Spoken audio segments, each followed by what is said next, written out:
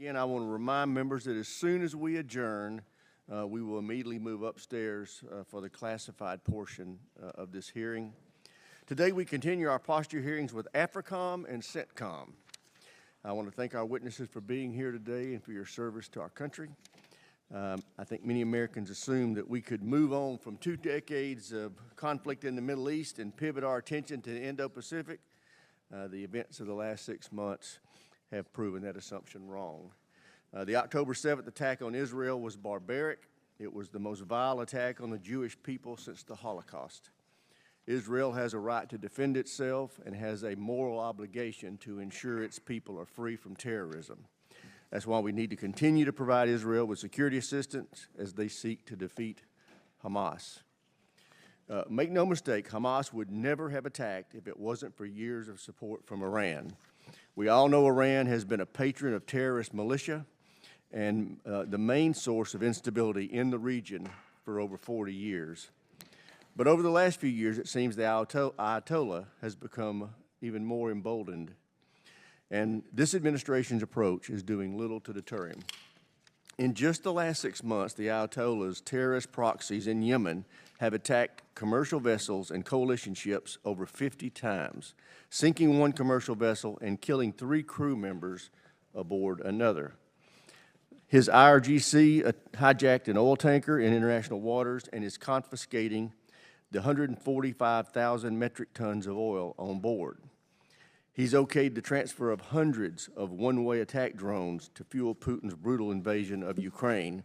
Now he's entertaining sending Putin ballistic missiles as well. Last week, he oversaw one of Iran's largest naval exercises, this time with dozens of warships from China and Russia.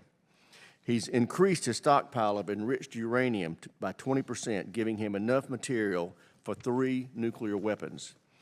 He's been applying enormous political pressure on Iraq to expel U.S. coalition forces, and he's financed, trained, and equipped terrorist militias that have carried out over 175 attacks on U.S. troops in the region, including the January attack at Tower 22 that took the lives of 3 American soldiers.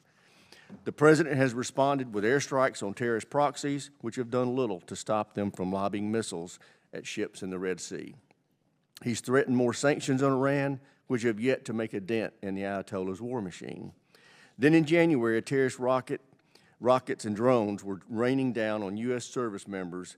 He sent delegations to Iraq to begin negotiations on reducing U.S. presence. I can't think of a better illustration of appeasing the Ayatollah than that. This administration needs to articulate and employ a real strategy to counter Iran and protect U.S. interests in the region. It appears we may also need a new counter-terrorism strategy in Africa. This weekend, the military junta running Niger announced it was kicking out U.S. forces conducting operations to counter ISIS and al-Qaeda in the region. This comes on the heels of reports that Niger is negotiating security-related deals with Iran and Russia. It appears Niger will soon join Mali, Libya, Sudan, Mozambique, Burkina Faso in welcoming Russian troops and mercenaries into their country. Meanwhile, Chile is looking to expand its military footprint beyond the PLA naval base in Djibouti. And they've set their sights on the West Coast to give the PLA strategic access to the Atlantic.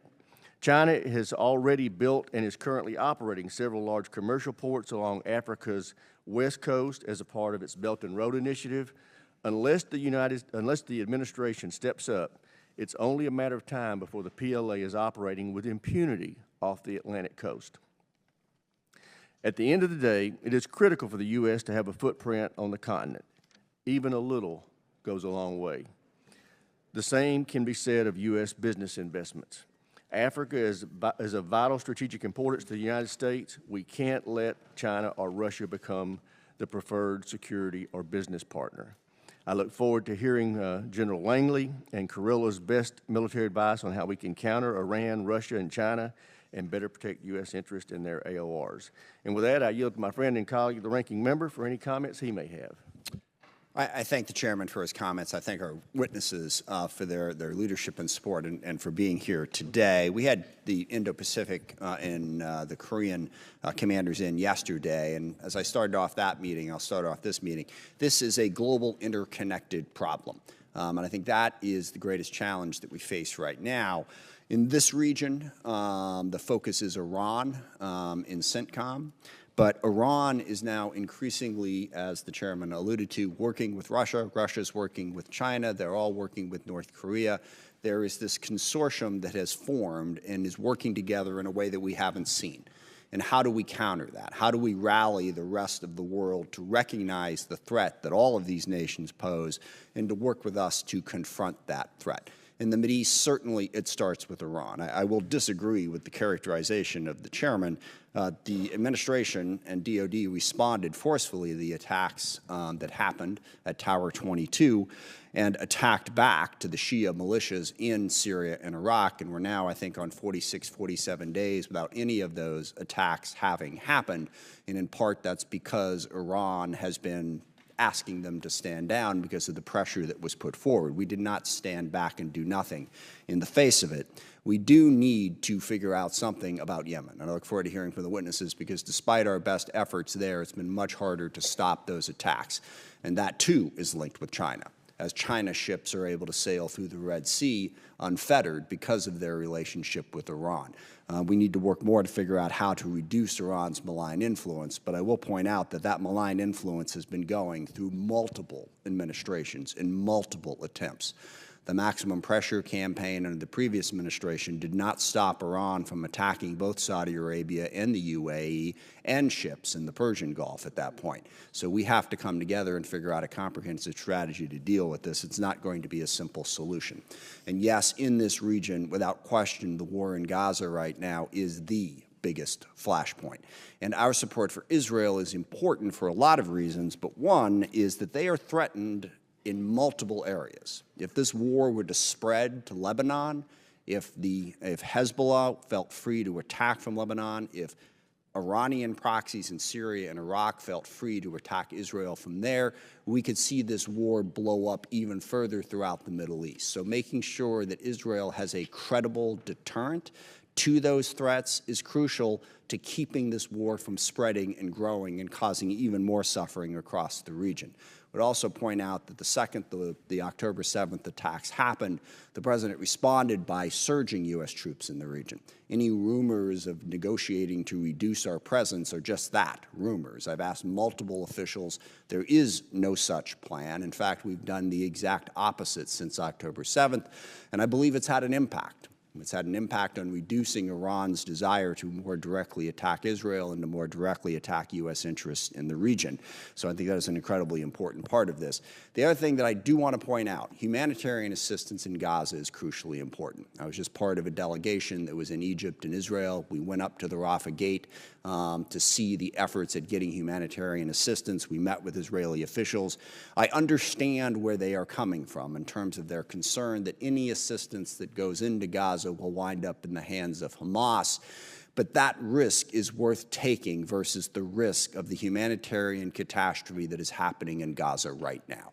We have got to work with Israel to get more humanitarian assistance in to reduce the human suffering that is present there. Now, just a few days ago, for the first time, Israel allowed aid to come in from a different gate from further up north, which is helpful, but we have to continue that pressure. The effort to try to get aid in from the Mediterranean is also a positive step. But I hope that anyone who supports Israel understands that the suffering in Gaza right now is a huge threat, not just to the people in Gaza, but to Israel itself. We need to find an effort, we need to lead an effort to reduce that. Africa is a huge challenge. I look forward to General Langley, walking through some of the challenges there. But I do want to dispel the notion that somehow the U.S. should just come in by brute force and push out China and Russia from having influence in Africa. A, that's not going to happen. B, it would be incredibly unwise to do it. Russia and China are global powers. They are going to be present. What we have to make sure is that we maintain our presence. And in that region, it is all about partnerships and alliances.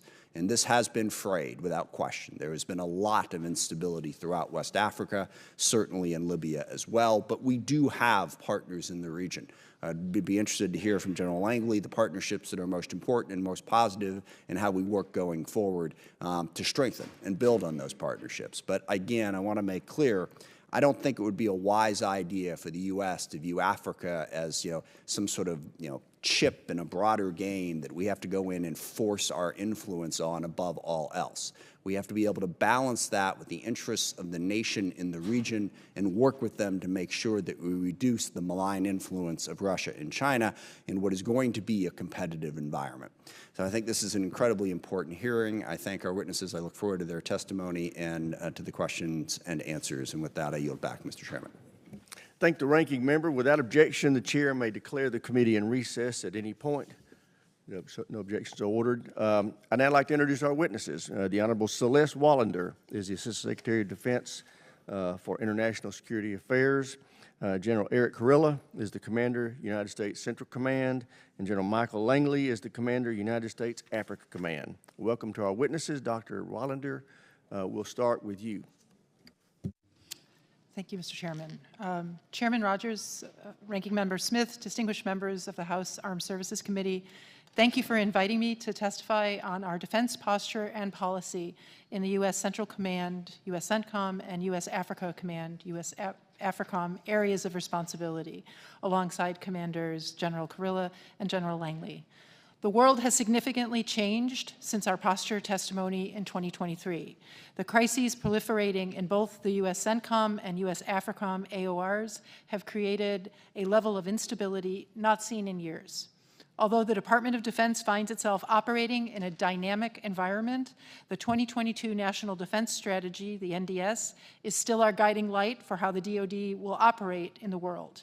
DoD applies principles of partnership, deterrence, diplomacy, integration, and values as it works to strengthen integrated deterrence, reduce conflict, and promote stability. A strong, principled, adaptive U.S. military remains a central pillar for U.S. leadership in the world while supporting a stable and open international system. First and foremost, we support diplomacy as our preferred means to achieve our objectives. Second, sustainable security relies on expanding regional security constructs, alliances, and partnerships, and integrating our partners with one another as well as the United States. Respect for fundamental freedoms and human rights expands sustainability in our security partnerships. As we take decisive action to address threats and challenges today in the U.S. AFRICOM and U.S. CENTCOM AORs, we continue to stand with our partners and allies to win what we view as the competition of coalitions that is becoming increasingly critical to our common security. In both regions, we closely monitor efforts by the PRC to expand its military footprint through its overseas logistics and basing infrastructure to project and sustain military power further.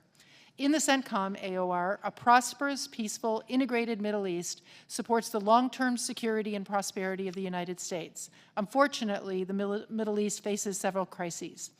Hamas brutally killed 1,200 Israelis on October 7th and continues to hold some 130 American and Israeli hostages. We are alarmed at the significant loss of life throughout the conflict which followed. Israel has an obligation to protect civilians and uphold international and international humanitarian law. Malign actors across the region, chief among them Iran, cynically exploit events unfolding in Gaza. Iran-backed militia groups attacked U.S. and partner forces over 175 times since October 17th throughout the region, killing 3 U.S. service members at Tower 22 in northeast Jordan. A U.S. contractor died of a heart attack, and over 180 service members sustained injuries during these attacks. In the Red Sea, the Houthis seek to affect this vital channel for global trade with at least 50 attacks against commercial shipping and naval vessels. We mourn those we have lost. Our prayers are with their families, always. Amid these crises, the Department of Defense is rising to the occasion to defend the nation's values and interests across the region. Significant U.S. assistance to Israel aims at ensuring that what happened on October 7th can never be repeated.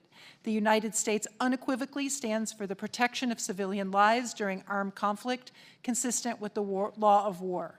We continue to underscore with Israel and regional counterparts, both publicly and privately, the importance of obligations related to civilian harm mitigation and risks of conflict to civilians during Israel's operations against Hamas. We closely monitor the situation in Lebanon to Israel's north. We continue working to contain the conflict while deterring state and non-state actors seeking to escalate tensions. DoD continues to hold Iran and its proxies accountable for their attacks on U.S. and coalition forces. We do not seek conflict in the Middle East, but attacks on American forces will not be tolerated, and we remain postured and prepared to use all means necessary to prevent a nuclear-armed Iran while working to counter Iran's destabilizing activities. On the AFRICOM AOR, Africa is not merely important, it is essential. African partnerships are critical for the Department of Defense to maintain its technological edge, accomplish its geopolitical and strategic objectives, and power our futures. Despite Africa's boundless potential, threats such as political instability, democratic backsliding, and the presence of violent extremist organizations are the focus of DoD efforts. Thank you, Mr. Chairman, Ranking Member, and members of the committee for inviting us today. Thank you, Ms. Wallander. General Kurilla, you're recognized. Chairman Rogers, Ranking Member Smith, ladies and gentlemen of the committee, on behalf of the soldiers, sailors, airmen, Marines, Coast Guardsmen, and Guardians who serve this command and our nation, I welcome the opportunity to talk to you today. I recently returned from my 27th trip to the Central Region. As I sat here just a year ago, the region was on the verge of improbable, unprecedented, and transformative progress. Today, the Central Region faces its most volatile security situation in the past half-century. This is not the same Central Region as last year. The events of 7 October not only permanently changed Israel and Gaza, they created the conditions for malign actors to sow instability throughout the region and beyond.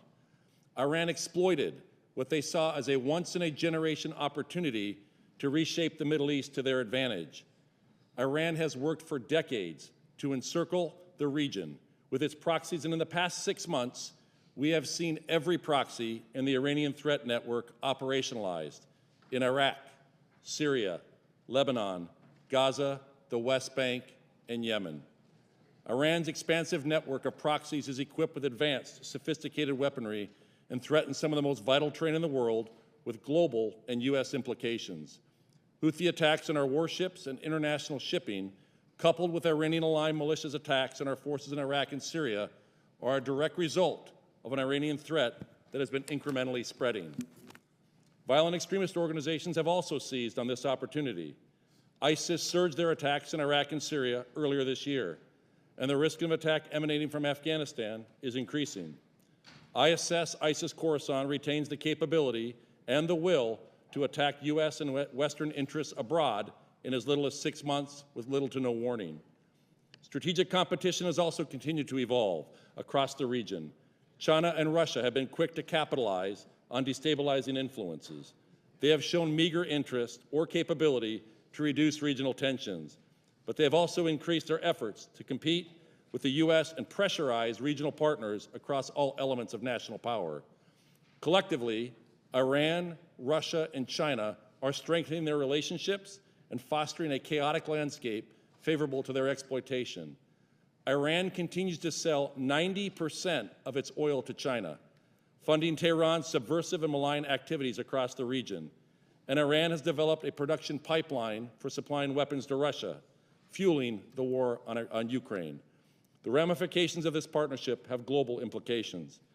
The convergence of crisis and competition makes the CENTCOM area of responsibility the most likely region to produce threats against the U.S. homeland, trigger a regional conflict, and derail the national defense strategy. The CENTCOM region also remains critical to the world's energy supply and remains essential to the flow of global commerce. U.S. CENTCOM provides strategic depth to our defense of the homeland, and security is at risk if we cede this space to Iran, terrorism, and China. Iran knows that its decade-long vision cannot be realized if the countries in the region continue to expand integration with each other and deepen their partnership with the United States. Our partners in the Levant, the Arabian Gulf, Central and South Asia are committed to advancing the region, and the United States remains their partner of choice for now. U.S. Central Command's strategic approach of people, partners, and innovation reinforces the vision of an integrated central region and supports the whole-of-government effort to secure regional and global interests. Our people are the bedrock of everything we do. We are laser-focused on optimizing their talents and highlighting their character and competence to our partners.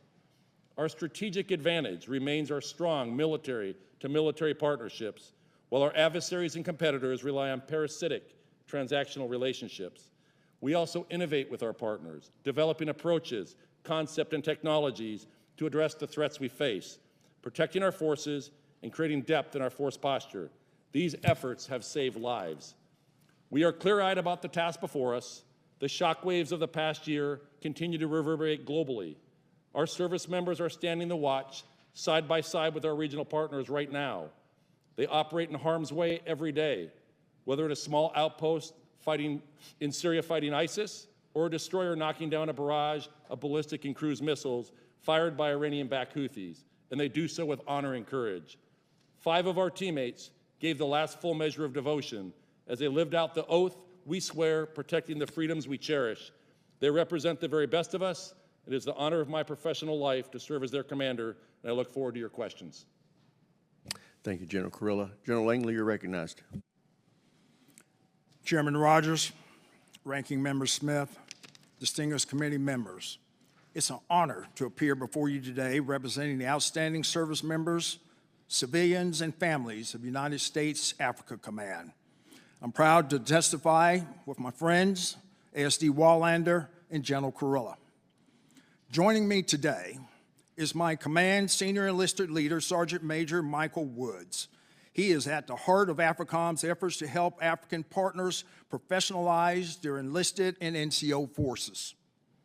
I'm also joined by my USAID advisor, Minister, Counselor, Mrs. Mara Berry Boyle, and my State Department Foreign Policy Advisor, Mr. Phil Nelson. They represent AFRICOM's whole-of-government team and integrated approach to Africa.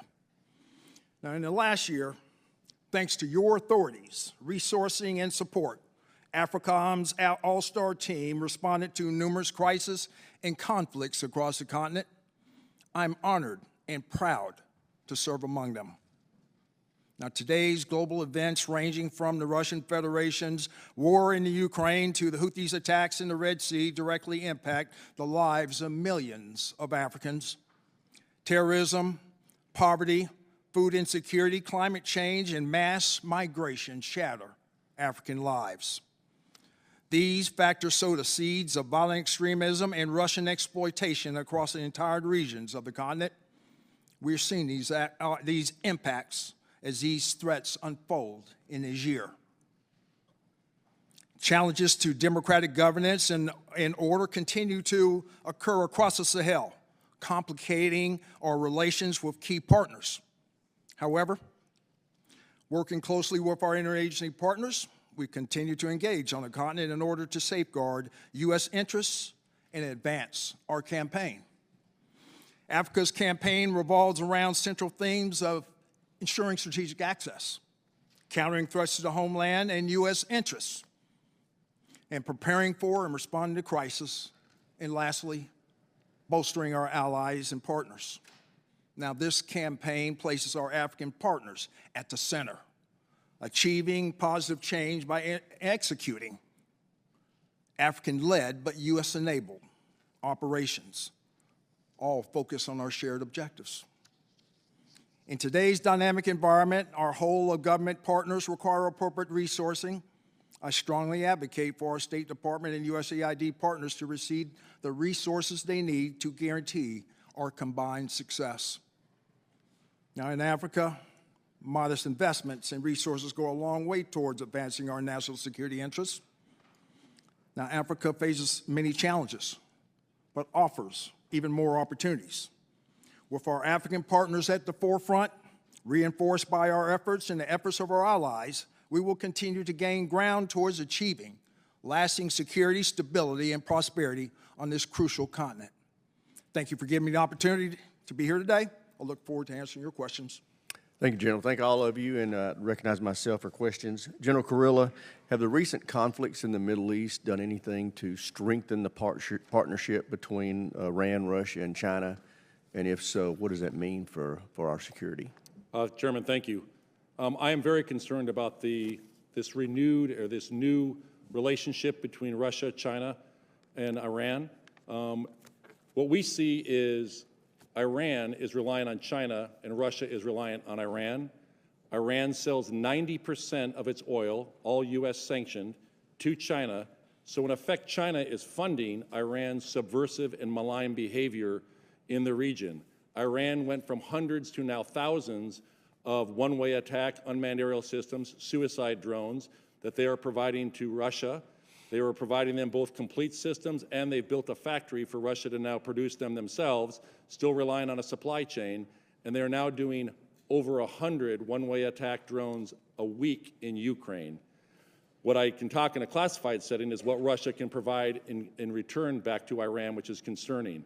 We're also seeing China, which gets 50% of its oil from the Middle East, what they are doing in the Middle East to advance their elements of national power, diplomatic, informational, military, and economic. General Langley, how concerned should we be about China and Russia's growing footprint in Africa? Chairman, we should be extremely concerned. As I would say that both are very much exploitative when possible, but they are also coercive when necessary. They're trying to get what they want. They're trying to replace the West and, moreover, the United States in our access and influence across this crucial continent. We're seeing this through this misinformation campaign. It's very influential, and it really is across the Sahel. But there are other regions that, for geopolitical reasons or social economic reasons, or even military, in which the Russian Federation offers across the Sahel in exchange for mining concessions. So, Chairman, we should really be concerned. We need to get our act together, collective as a whole government, our information campaign. Thank you. Ms. Wallander, the administration's strategy for dealing with Iran, obviously, and containing Iran, obviously isn't working. What can we expect to be done differently that might yield some results?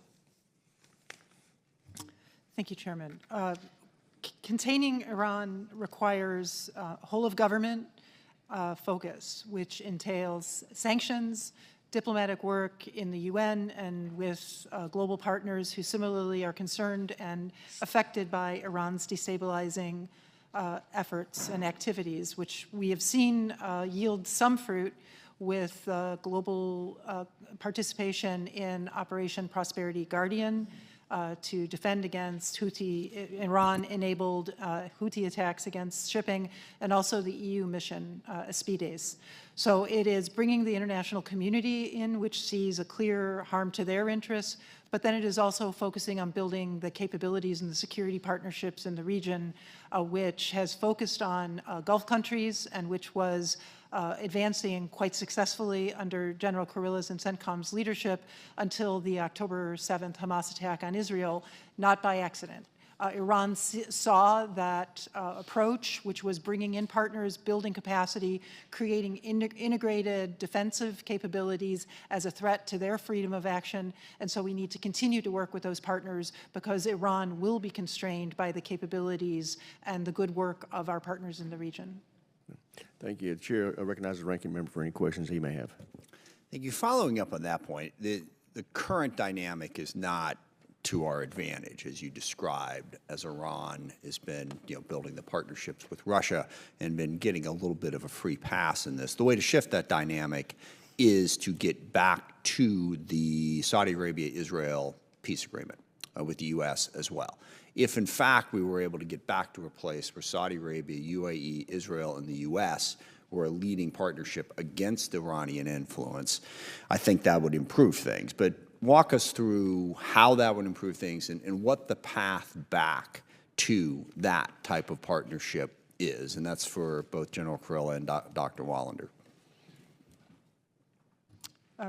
Thank you, Congressman Smith. I think that the first aspect of getting back to that partnership is working with countries in the region to find a long-term solution to the plight of the Palestinian people, which means getting on the path, back on the path of a two-state solution, the creation of a capable, stable, responsible Palestinian state alongside the state of Israel. That will create the diplomatic space to get back to discussions with Saudi Arabia and other Gulf partners. And towards that end, if I may, sorry to interrupt. And let me be clear. I mean, the reason Israel does it, they are threatened on multiple sides, and there are too many people around them that have never accepted their right to exist as a country, and they're trying to figure out how do they survive in that very complicated world. How do we convince them that one of the ways they survive is to embrace the idea of self-governance for the Palestinian people? Well, the first and foremost, in order to embrace that possibility, the people of Israel need to feel secure. Absolutely. And so first and foremost is the defeat of Hamas and the creation of permissive security conditions in which Israel can then look towards that longer future.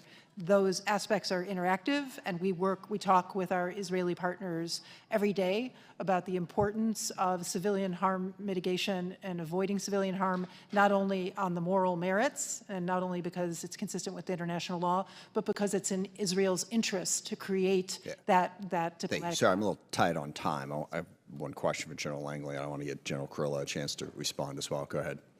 What my Arab partners tell me is just that there has to be a viable process and a path to a two-state solution is where they would see being able to come back to the table on some type of normalization.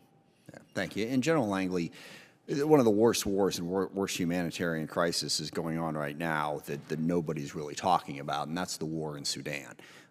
Can you talk to us a little? Is there any prospect of that war slowing down, coming to an end? What is our role in working with partners in the region? Because that is a humanitarian crisis, quite frankly, rivals Gaza right now, and nobody seems to be discussing it. What should we be doing about it? What is the future?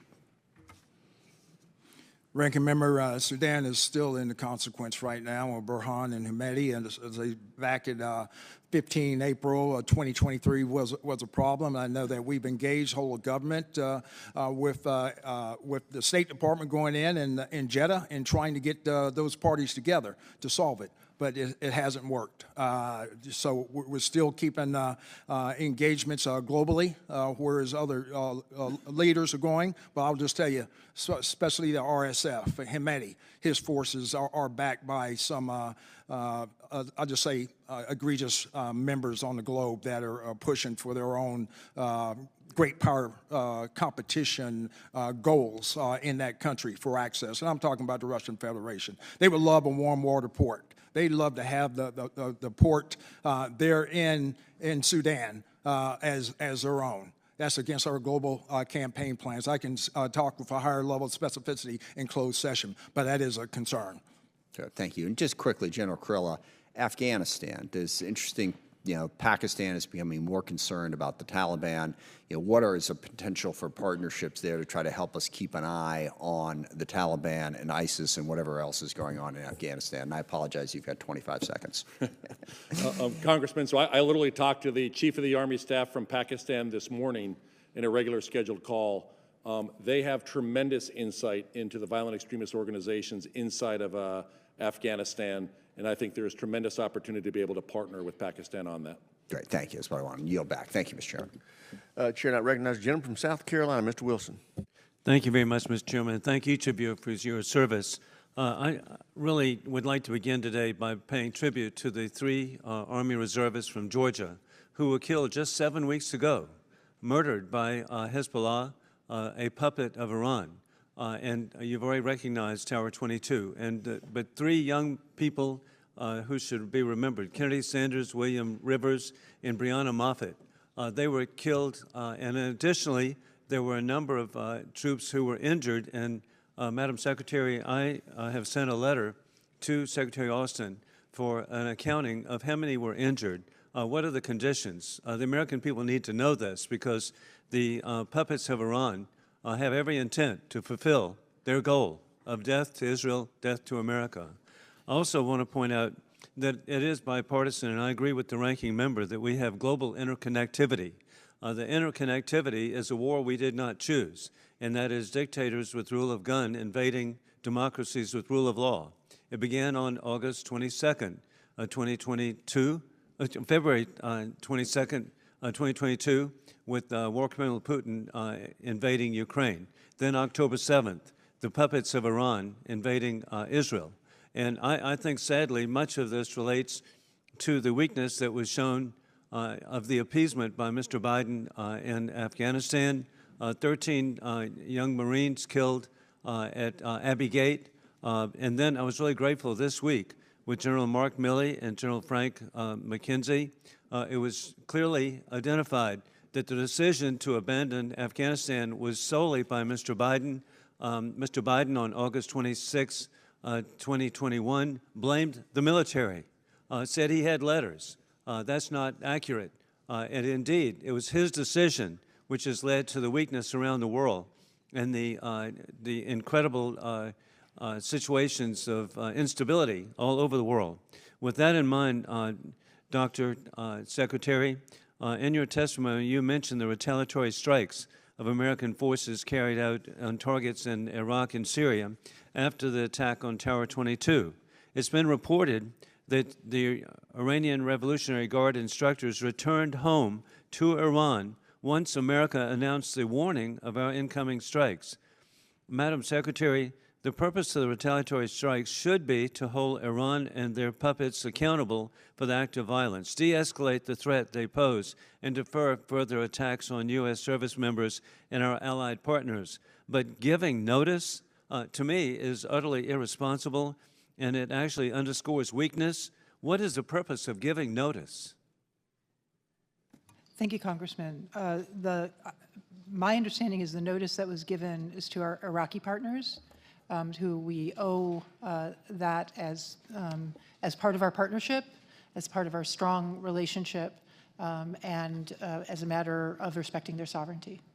Well, I just find it totally irresponsible, and really it relates also back again to the Houthi attacks, over 150 on American personnel in the past couple of months, and there's been really no response. And what they should be alerted. We know trajectory today. We knew trajectory 150 years ago, where the launch sites were. They should be notified now that there would be an immediate response and not given notice. And this is just so irresponsible. Equally, to me, General Kurilla, it's shocking to me that we have Iranian oil exports which are being used to finance the killing of Americans around the world. Are there any sanctions to stop these exports? All of the Iranian oil is sanctioned right now, Congressman. And it's sanctioned. Are there waivers? How does this occur, that there would be sales to China, to the Chinese Communist Party? Let's get real. And then additionally, we have incredible and unfortunate and irresponsible sales and exports from war criminal Putin to the world's largest democracy, India, which is inexcusable. And so what are the sanctions being waived?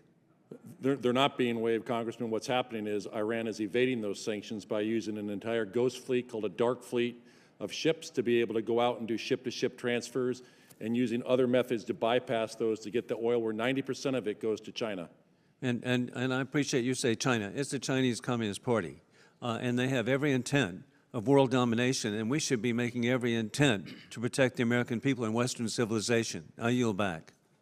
I thank the gentleman. Chair, and I recognize the gentleman from Connecticut, Mr. Courtney. Thank you, Mr. Chairman. Dr. Wallander, on February 13th, the U.S. Senate voted 78 to 22 to approve a national security package, which, among other things, included help for Israel to replenish its Iron Dome program, funding for Ukraine, and funding for humanitarian assistance. When we talk about Iran's malign behavior, I think one of the most obvious manifestations is the fact that they've now become a major weapons supplier to Russia in the war in Ukraine. And actually, one of the reasons why Ukraine is in such desperate straits right now is because of the torrent of drones that, again, are being used by Russian forces to weaken the front line. Can you just, again, for a moment, just reiterate about why the U.S. House now has had 5 weeks to take up the Senate-passed package and why it's so desperately important? And it has a spillover effect into CENTCOM in terms of trying to get that measure through. Thank you, Congressman. Yes, one of the global aspects to the challenges that the United States and DoD in particular face is that there is this relationship between Russia and Iran, and they are enabling one another's development of new technologies, adaptations of tactics, of the use especially of UAVs, but also the capabilities on the battlefield. And so we are in a competition with helping our partners stay ahead of both the technical capabilities, the platforms, and adapting to the growing cooperation between Russia and Iran on tactics. And we have long warned that the relationship between Russia and Iran, which is enabling Russia in Ukraine, is threatening our partners in the region. And we are seeing that with the ability that the Houthis have to threaten and actually attack shipping, among other capabilities that threaten our partners in the region. Thank you. I mean, again, it's blindingly obvious. If people are sincere about trying to stop the malign influence of Iran, we should pass this supplemental package tonight and get it to the president's desk. General Kurilla, a few weeks ago, the U.S. Army vessel General Frank Besson departed Virginia to the Mediterranean, where they're now setting up a sea pathway to get humanitarian assistance into Gaza.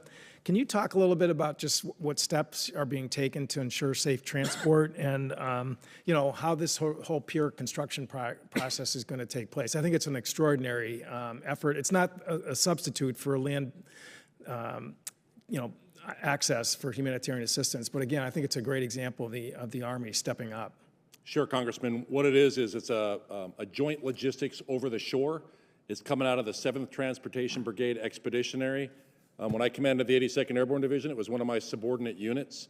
And what they're going to do is set up a floating pier out at sea and then a trident pier, which basically comes off of the beach to be able to transition humanitarian aid from Cyprus out to the floating pier and then take it by these Army watercraft onto the pier and then push it into a marshaling yard and then for onward distribution.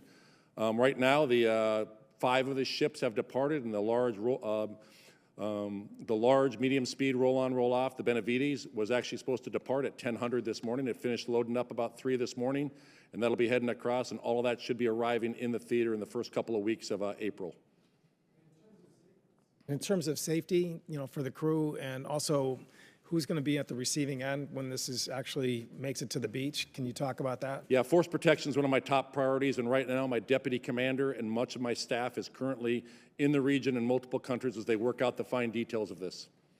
Thank you. And again, Dr. Wallander, the humanitarian component of the security package, again, it's a global humanitarian assistance. I mean, obviously Gaza is in dire need for assistance, but also it's in General Langley's sphere as well in terms of the Sudan as far as getting humanitarian assistance into that region. And can you talk about how that helps us in terms of U.S. presence and a positive posture? Well, we have a moral imperative as well, but yes, there is a strategic element of this, which is that to lay the groundwork for a peaceful resolution, once Israel has defeated Hamas, we need to be sure that we have the relationship and we have supported the civilians, the people of Gaza who require that humanitarian assistance. And same element, the value proposition in Sudan of the United States being there has to be supported by Congress. I thank the gentleman. Chair now recognizes the gentleman from Colorado, Mr. Lambert. Thank you, Mr. Chairman. General Kurilla, and thank you all for being here today. General, you spoke eloquently about Iran using its proxies in your AOR. Many of us believe that Iran will continue to use its proxies to attack us, our allies, and our friends, unless and until we take direct and forceful action against Iran. There are many ways that this could take place. I have no prescription on what that should look like? Shouldn't we be more forceful against Iran directly? Congressman, thank you for the question. As the combatant commander, I provide options. Those include everything from cyber to kinetic, and identify the risks associated with those options. And then the policymakers and the president make a decision on which options to choose. I would tell you that when we look at actions that we have taken, for instance, in Iraq and Syria, on our last strike that we did, we hit 85 targets. We killed the commander of Kataib Hezbollah, who is responsible for all Kataib Hezbollah inside of Syria. We killed Abu Taqwa, the head of Harakat al-Nujaba, one of the Iranian-aligned militia group's operational commanders. And what that did is that caused them to pause, and a period of deterrence has been established in Iraq and Syria. We're on day 46 right now, but I would tell you all deterrence is temporal. But I do believe there has to be cost imposition on Iran for them to be able to cease their malign behavior. Well, thank you, and I hope, Secretary Wallander, that you take a message back to the White House that we need to show more backbone against Iran. I'm going to shift gears here, General Kurilla, and ask you about directed energy and with the engagements that are coming against the Houthi attacks. Many are arguing, and I would agree, that we are on the wrong side of the cost curve and that the cost per shot is unsustainable. And what's even more important is that we're depleting precision munitions that may be needed in the future for another fight or for ourselves somehow. So what is the utility of directed energy, and why aren't we doing more to use what we do have? I know it's not perfected yet, but it has great capabilities against drones and things like that currently. Why aren't we doing more in the Red Sea? It does, Congressman, and what we also need to look at, not just directed energy, is high-powered microwave to be able to go after drone swarms. We do have, the Army is losing its transformation and contact. They've given us 3 50-kilowatt lasers that are striker-based that we have inside of Iraq right now. We are experimenting with those and the best and most effective way to use those to help them learn from that to be able to make better systems. I encourage the Navy to employ directed energy systems. I know there is at least one destroyer, the Preble, I believe, that has a 60-kilowatt Helios. We would welcome being able to bring systems in, but directed energy is not the panacea. It'll be part of a layered defense, and we have to be able to get further out with it to be able to bring down these systems when it's only costing $1 a shot, minus acquisition, to be able to do that. But I would tell you what's worse than shooting $1 million missile at a $20,000 drone is that $20,000 drone hitting a $2 billion ship with 300 sailors on it. And I think our Navy is performing marvelously right now. Well, I think I have to agree with everything that you've just said. Please lean on the Navy to use the Preble, and we can continue to make advances in what we learn operationally under the strain of these attacks, under the stress of the attacks. So I appreciate what you're doing, and I would ask that you really use more of directed energy and high-powered microwaves because there's a capability there that we've been testing but not really using operationally, and we need to start doing that. I'd hate to see a repeat of Tower 22, for instance. Yeah, Congressman, what I tell all the services, give me systems, we will experiment with it. We'll tell you if it works in a real live environment. Fantastic. Thank you so much. Mr. Chairman, I yield back. I thank the gentleman. Chair, and I recognize the gentleman from California, Mr. Garamendi. Thank you, Mr. Chairman. First of all, just sort of off topic here, but it's been talked about the pullout from Afghanistan. It would be good for all of us to review the total history and time frame for the pullout from Afghanistan, recognizing that the previous administration set a specific date in early March to be out of Afghanistan. The Biden administration extended that by over 6 months. So moving on, my question really goes to General Langley and the work that you're doing in Africa. That is specific interest to me since my wife and I were Peace Corps volunteers there many, many years ago. You speak of the whole of government. Please describe in as much detail as possible what you mean by the whole of government, and use the example of the whole of government in the eastern part of Africa. What is it? what is necessary, and then how the military would participate in that. Congressman, thanks for that question. As we are in a competition environment at the strategic level, we compete with PRC and Russia and their offerings of offering the bright shining objects, if you will, to our African partners.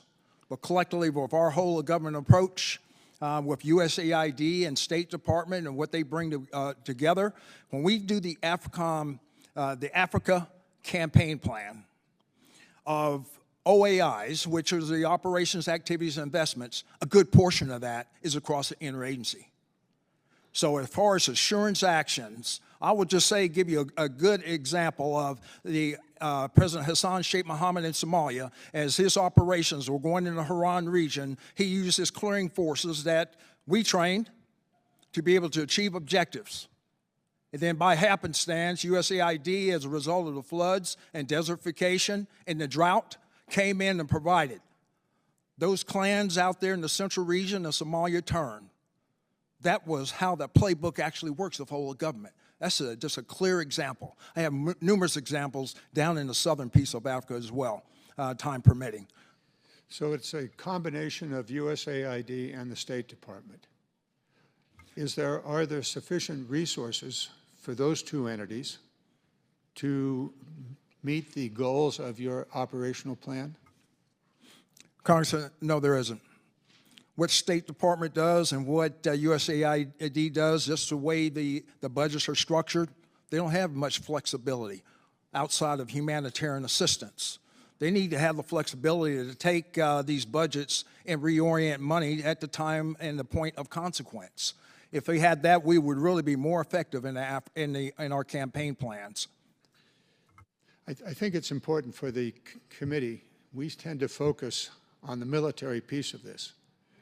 Is it true that the military piece of the Africa strategies to success, the military is small compared to the other whole of government participants?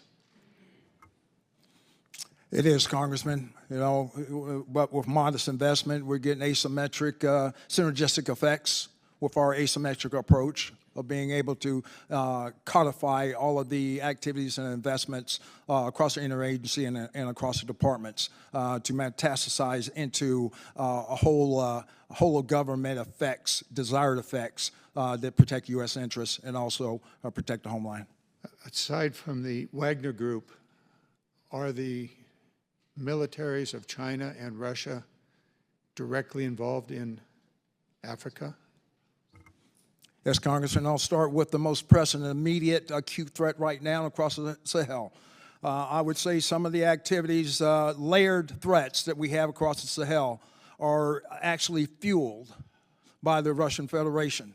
And I say this because, given the demise of Evgeny Prigozhin, we thought that the Wagner Group was going to demise on the continent, but it's gone in another direction because now they're sponsored by the MOD of the Russian Federation. That's a concern. And I would note that the migration from that Sahel is a major challenge for our allies in Europe as well as in the northern African countries. With that, I yield back. Thank you very much, General. I thank the gentleman. Chair, and I recognize the gentleman from Virginia, Mr. Whitman, for 5 minutes. Well, thank you, Mr. Chairman. I'd like to thank our witnesses for joining us today. General Kurilla, I want to begin with you. It was just a few short years ago that the Army says, hey, we're getting rid of our watercraft. We're divesting. Guess what? Today, the 7th Transportation Brigade out of Joint Base Langley, Eustis, is spinning up. Guess where they're going? To Gaza. Joint Logistics over the shore. They're going to be there. Sounds like to me there's a little bit of contradiction there. Anyway, very difficult mission. It'll take them a little less than a month to get there. Once they're in CENTCOM, I think they're going to be at extraordinary risk because they're going to be targeted. Hamas, the Houthis, Iran-backed terrorist groups in the region. I think there's going to be extraordinary risk with them focusing on that job. First question, how are you going to protect those forces? How are you going to make sure that they are not in the headlines, unfortunately, weeks after, by being targeted by those groups? How are they going to do their job while they're looking over their shoulder? How is that going to happen? I want to know what the long-term plan is for that. Second of all is, how do you sustain protecting that pier? So once it's constructed, then all of a sudden you have to look at it and say, well, it's great to have that pier to have the logistics. How do you protect that in the long run? So how do you protect now, and then how do you protect in the future? Congressman, force protection is a top priority for this. My deputy commander, like I said, is already in the region, working with our regional partners over there in a classified setting. I can talk to you specifically about the force protection measures that will be there and with our partners as well. You know, they're going to be under continual operations there. So once the pier is constructed, they're going to be offloading. We know as we speak today, Army personnel, Navy personnel, civilian personnel, working 24 hours a day at the Port of Virginia to put together the necessary pieces to be able to go there into theater and to be able to construct this infrastructure. It's interesting to me that we say that there are going to be no boots on the ground in Gaza. Can you tell me how you physically make that happen? Because my understanding is a pier actually connects to shore. There will be some construction activities on shore. Tell me, are personnel going to levitate? How are they not going to go from the water to the shore and have boots on the ground in Gaza? Again, Congressman, like I said, I used to command, they used to be one of my subordinate units. I'm very familiar with how the 7th Transportation and Joint Logistics over the shore does this. We are working with our partners in the region that will assist with this, and I can talk to you in a classified setting exactly how this will operate. So you're very confident there'll be no U.S. personnel with boots on the ground there? There is no plan to put boots on the ground. Okay. We look at this in the longer term. Obviously, this is going to be at risk in that particular area. Give me a little more idea about what the cost will be for us to continue to protect that facility.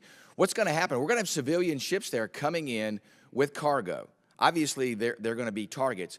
What's the plan, not just to protect the facility there on shore, but what's the plan to protect the civilian ships that come in and offload that cargo? There will be protection for them, Congressman, that I can talk about in a classified setting and tell you exactly how that'll work. And you're confident that we will be able to protect against all threats? Force protection is a top priority for me, Congressman. Gotcha. Very good.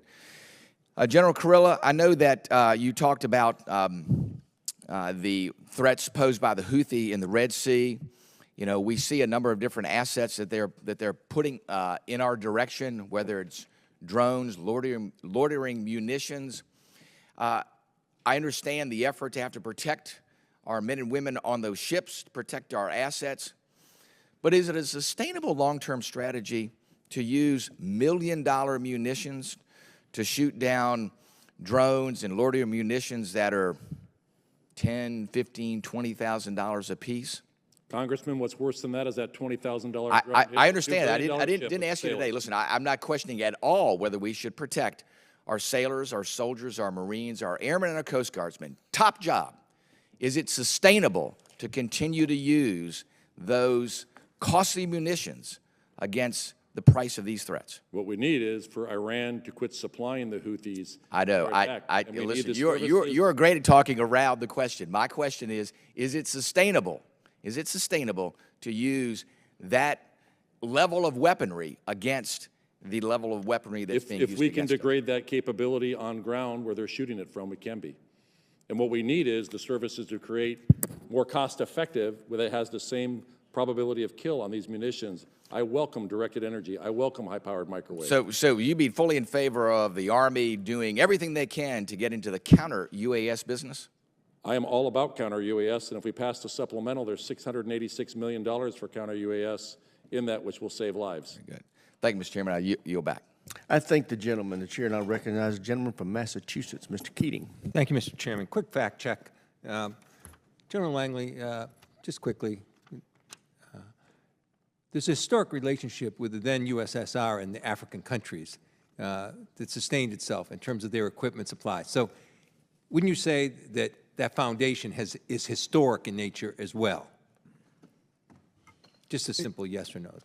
Yes, it is historic. Yeah. Well, thank you. So to say this all occurred in the last 2 years isn't factual. Secondly, Dr. Wallander, is Iraq important to us as a linchpin to our ability to provide security and economic benefit in the Middle East? Iraq is absolutely vital to the ability to ensure the enduring feat of ISIS. So us conducting a military strike on Iraq on their sovereign territory without telling them would have been endangering that to some degree. So it was good that we notified Iraq. We are in Iraq at the agreement of the Iraqi government. All right, thank you. I just wanted to deal with that. We've talked here, and it's one of the most critical things, underpinnings, about this relationship with Iran, Russia, China, how, you know, that is so much of an issue. It's one of our greatest threats going forward. We have a better coalition. One of our biggest difference makers is the coalition that we have in Ukraine alone, over 50 countries all working together. And that comes from, dates back to the World War II days, where we came back to the greatest period of prosperity and peace that we've had, with sacrifices like 400,000 Americans who died, including my own uncle, killed in action. What do you think that coalition is thinking when we sit here? This is like, well, other than that, Mrs. Lincoln, how did you enjoy the theater? We're sitting here, about to go home for 2 weeks tomorrow, going into April. We still have not acted on a security package that's vital. People on the front line in Ukraine are dying right now because this Congress hasn't acted. So what message does that give to our coalition? Congressman, there is concern in Europe and in the Middle East about the way forward for American support. And I would just emphasize as well that it's very clear that Russia in particular thinks that it can outweigh us because of our inability to provide security assistance to vital partners. What message does this give to our enemies? What was China thinking as this occurs right here in this Congress? These are important issues we're talking about. But presently, right now, today, we have to act. What message is this giving to those countries that we're worried about, Iran, Russia, China, about our inability to just do what we're supposed to do, which we pledged to do, provide aid to these allies? We have done our best to reassure them with words, but they are waiting to see our actions. As we sit here today and try and pin blame around things, there's 185 Democrats who signed a discharge position on that security package. That was a huge bipartisan package by the Senate, bipartisan. It does happen around here. And I know for a fact, just looking at press accounts and talking to people, there's easily over 100 members, I think more, on the Republican side. That's about 300 members right here in this Congress willing to pass that package. Today, one person's holding that up, the Speaker of this House. He has the ability to put that on the floor for a vote today. So as we go around here, you admit, you can see my frustration. As we go around here, ready to go home and nitpick and the important issues, these other things, we're abrogating our own responsibility to a far greater degree than any of these other issues.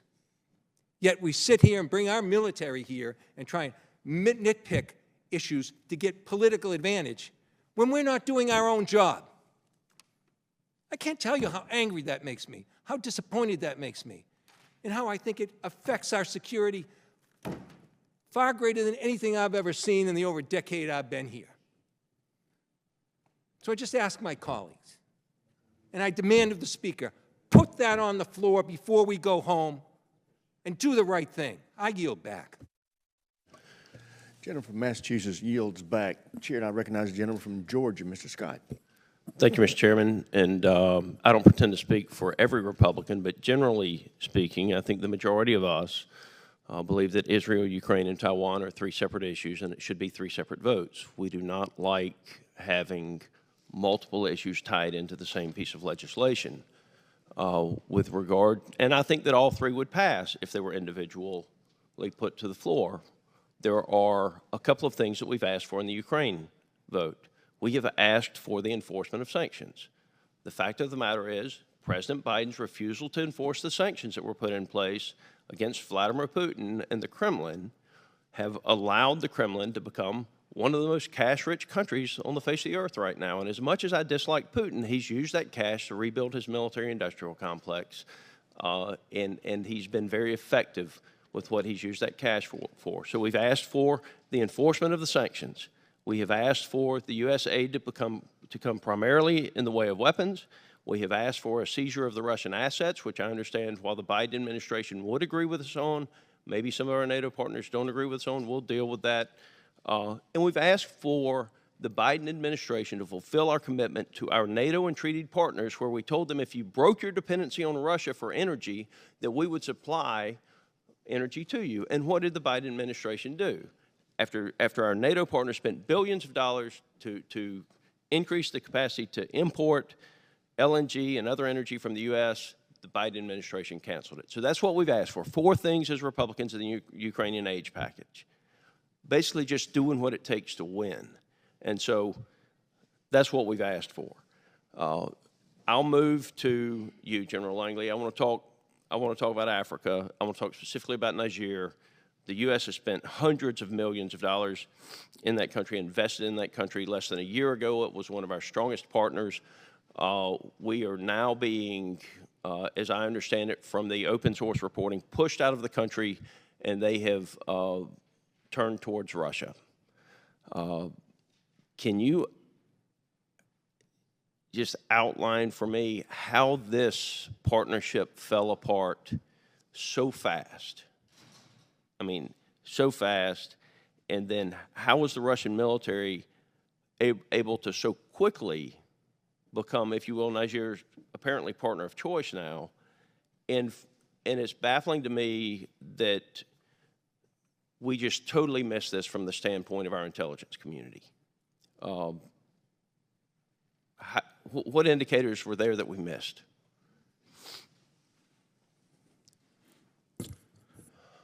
Congressman, thanks for your question, and also thank you for getting down onto the continent and even going into Niger and looking at some of their members of their government and looking them in the face and assess where they were in their democracy. But I would say, just in answer to the question, is holistic. As we saw the dominoes fall. When I did my assessment, I said, yeah, across the Sahel, all these countries are at a tipping point. Mali had already fell. Burkina Faso, as I took command, had already fell. And sat there over a year ago, over there at the Gaylord, where we had the 30th anniversary of the SPP. And one of the general officers from Niger, as they're sitting there with General Lyles from Indiana, said, we are an island of stability in a sea of chaos. You can depend on us. So I would say what actually stoked that, the drivers of that's what I laid out on the regional disinformation campaign. The Russian Federation had their playbook. They had their passing game through their disinformation campaign. Years ago, 7 years ago, you only had about 200 folks across the continent of Africa that were on the internet. Now there's 600 million. Very compelling across civil society, but moreover, very compelling in their militaries right now, driving and putting a wedge between what we teach, law of armed conflict, civilian-led governance, I think is failing because it's being drowned out. And that's where I ask for more capabilities in the State Department, in their Global Engagement Center, and also in our information operations in the military. So the number that you gave, approximately 3 times the number of people that are engaged in social media in the United States are engaged in social media in Africa. I watched as the Russians, it was Wagner Group at the time, but Russians, whatever, they're one and the same, right? French ISR picked up a mass grave in Mali, I believe it was, and before the French were able to convince the government of Mali or share the intel with them that what Wagner had done, Wagner had used social media to convince the public that it was the French that had done it. Is that am I correct in that? That's how savvy they are, Congressman, very savvy, and we need to step up our game as far as being able to reveal what their activities are in the disinformation. Gentleman's time I agree expired. with Chair now 100%. recognizes the Thank you, gentleman General. from California, Mr. Carbajal. Thank you very much, Mr. Chairman, and thank you to all the witnesses for being here today. Last month, I went to Israel and the West Bank. I saw firsthand the devastation this war has caused for both Israelis and Palestinians. I went to the site of the Nova Music Festival, where over 250 civilians were murdered. I also saw the violence against Palestinians by settlers in the West Bank. I have said time and time again, protecting innocent Palestinians and rooting Hamas out of Gaza are not incompatible goals. Secretary Wallander, can you speak to why it is important for this region that we find a solution that ends this conflict and how Congress can help support these efforts? Thank you, Congressman. First and foremost, of course, the United States supports Israel's right to defend itself. And we agree that the events of October 7th must never, there must be no chance that that ever recurs. But how Israel conducts its operations is absolutely vital to Israel's long-term security and security and stability more generally in the region.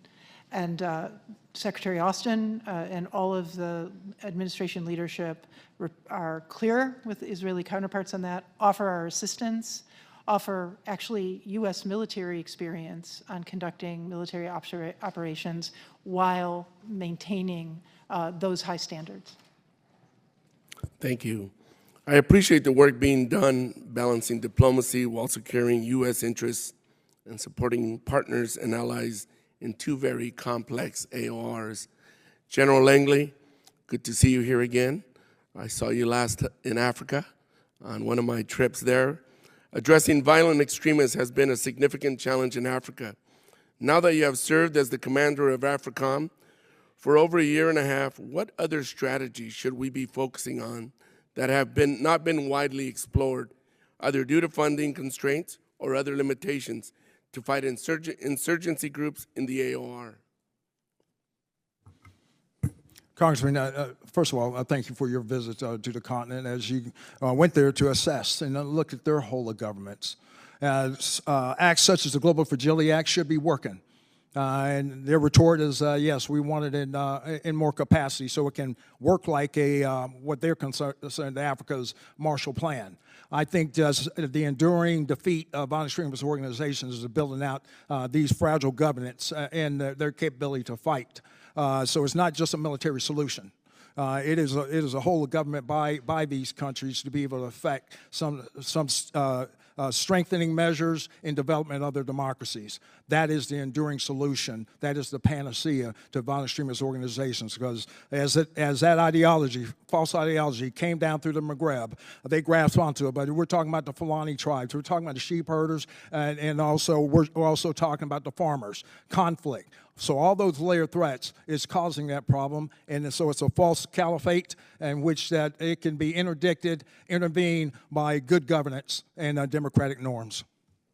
Thank you. General Kurilla, since October 2023, Iranian-backed militias have launched approximately 100 attacks on U.S. forces in Syria. Can you speak to what you are doing to detour Iran and its proxies from becoming more emboldened, especially with Russia and China's growing influence in the region? How do our allies help you here? So we have a partnership with our partners inside of Syria that we work with in the enduring defeat of ISIS, and the same thing with our Iraqi security forces that we work inside of Iraq for the enduring defeat of ISIS as well. Specifically to the attacks inside of Syria, we continue to bolster our defenses. Our counter-UAS, the supplemental, has $686 million of it for counter-UAS if that is passed. Specifically, though, we have responded to attacks inside of Syria and inside of Iraq with the most recent attack, and we're on about day 46 right now of a temporary deterrence. I have no illusions that this will be enduring, because we do think that they will try and attack again in the future. Thank you, General. I'm out of time. With that, Mr. Chair, I yield back. I thank the gentleman from California. Chair now recognizes the gentleman from Tennessee, Mr. Desjardins. And thank you, Chairman. Because we got a lecture on the $100 billion supplement that hasn't been passed, I got to agree with my colleague, Mr. Scott from Georgia, that if we would break these things up, they might get legs. Dr. Wallander, in this $100 billion supplement, which our government's very good at writing big checks without really explaining where it all goes, my understanding was $65 billion went to Ukraine. How much of that is actually for military equipment?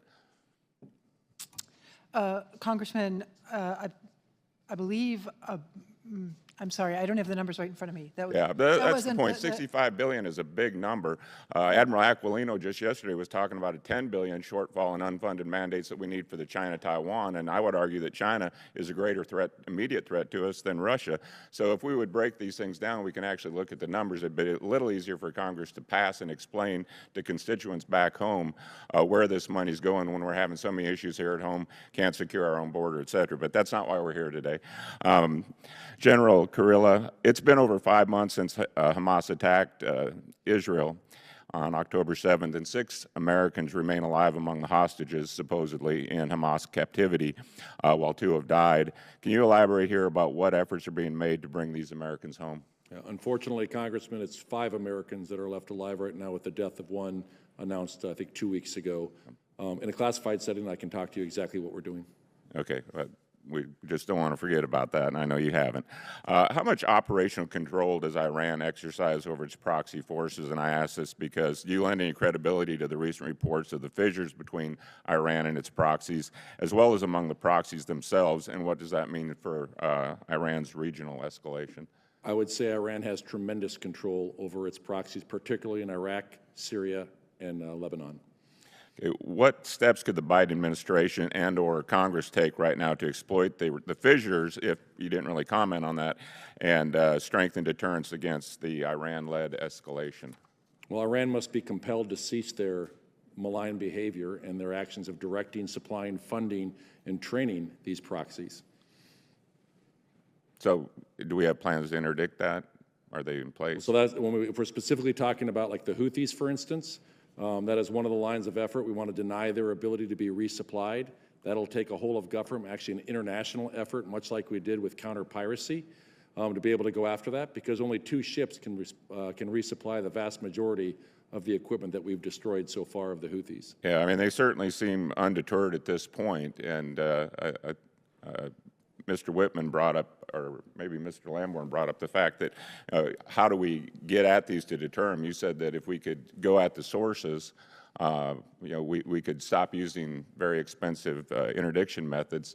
Why are we not going after them? So I'll tell you, to restore freedom of navigation in the Red Sea, which is our campaign going on right now in the Red Sea, it's 5 efforts. The first one is to protect the shipping, that's Prosperity Guardian. The other is to degrade their offensive capability. Third is to deny Iran's ability to resupply, which we see and we try and interdict. Unfortunately, we lost Special Operations 1 Chambers and Special Operations 2 Ingram, both SEALs in that interdiction when we got medium-range ballistic missiles and anti-ship cruise missiles. We have to stop that. We have to increase the international effort to be able to do the inspections on the vessels that are going into Hudaydah. We need to isolate the Houthis in the information environment, and we have to impose cost on Iran so that there is consequence to their behavior.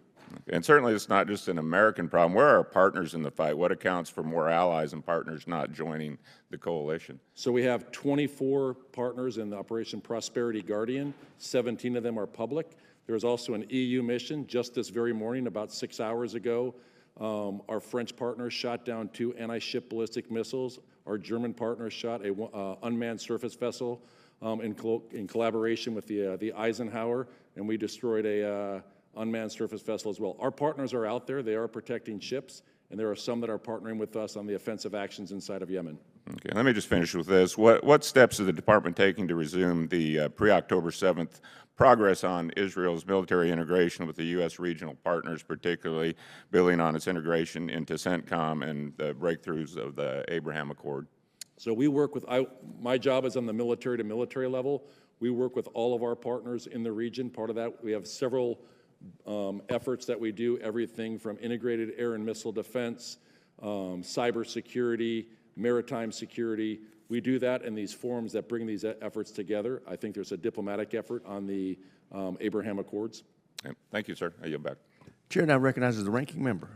Sorry to belabor the Ukraine thing, but I just want to point out, in 6 months we haven't had a vote on Ukraine supplemental in the House in any shape, manner, or form. So if y'all got a different way to do it, and I know there's some who oppose it, and if you oppose it, God bless you, Mr. Gates. Yes, I respect that.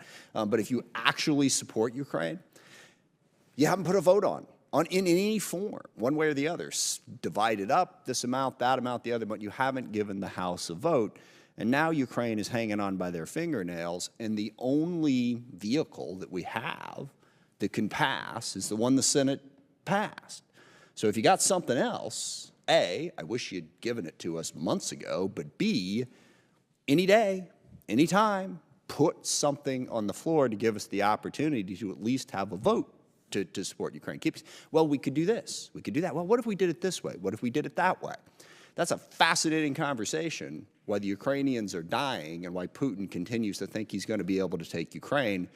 Give us a vote on something to help Ukraine. And the final point on the $60+ billion, I'm going to get the numbers slightly off here, but well over $30 billion of that money is to go to restock U.S. munitions. It's going to us. That's the overwhelming majority of it. I believe the humanitarian portion is less than 10. I'm going to be slightly off on that, but I see nodding heads out there from people who know.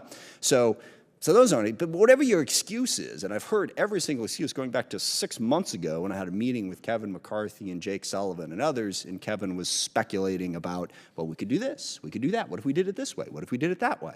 And I said at the time, wonderful, just do it.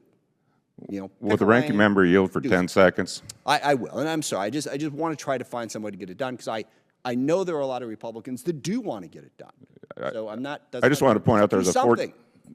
I want to point out there was a $14 billion Israeli bill brought to the floor that failed a couple months ago, standalone. I'm talking Ukraine for the moment, okay? Ukraine. So anyway, I yield back. Thank you for your indulgence, Mr. Chairman. Gentlemen's welcome.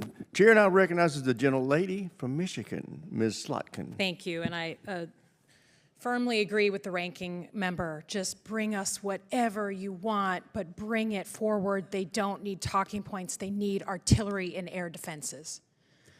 General Kurilla, it's good to see you. You are one of the most decorated officers we have in service now. I was looking through your service record. Panama, Desert Storm, Haiti, Kosovo, Bosnia, Iraq, Afghanistan. You were seriously wounded in Mosul in 2004. And won the Bronze Star there. Help us understand in Gaza, you know, you're engaging with your Israeli counterparts, the military strategy on Rafah and the military strategy for the next day. We struggled with this as a country. The United States struggled with counterterrorism and counterinsurgency.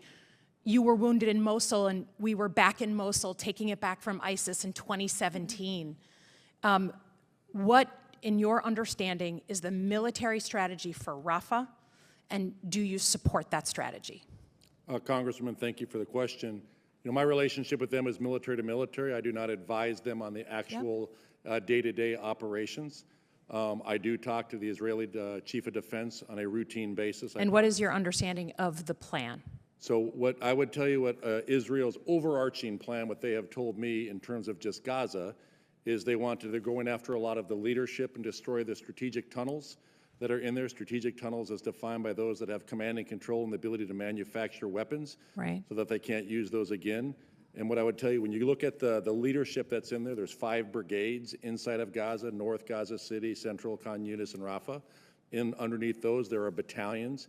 And there's also specialized battalions, much like we have a UAV units or et cetera, that they have. They're going after the leadership of those to do that. What I do know is what they've told me is they are not going to take action until they have the ability to protect the civilians and move them out of the area. I don't think they have finalized the plan for that. Until they do, I am not aware of their current plans to be able to do the civilian harm mitigation for Rafah. They are still. Have you asked them? I have asked them. They are finalizing that, and they've said they will provide that to me when they are complete with it. And when you were serving in places like Iraq and Afghanistan, especially as battalion commanders, et cetera, what were your responsibilities around humanitarian aid?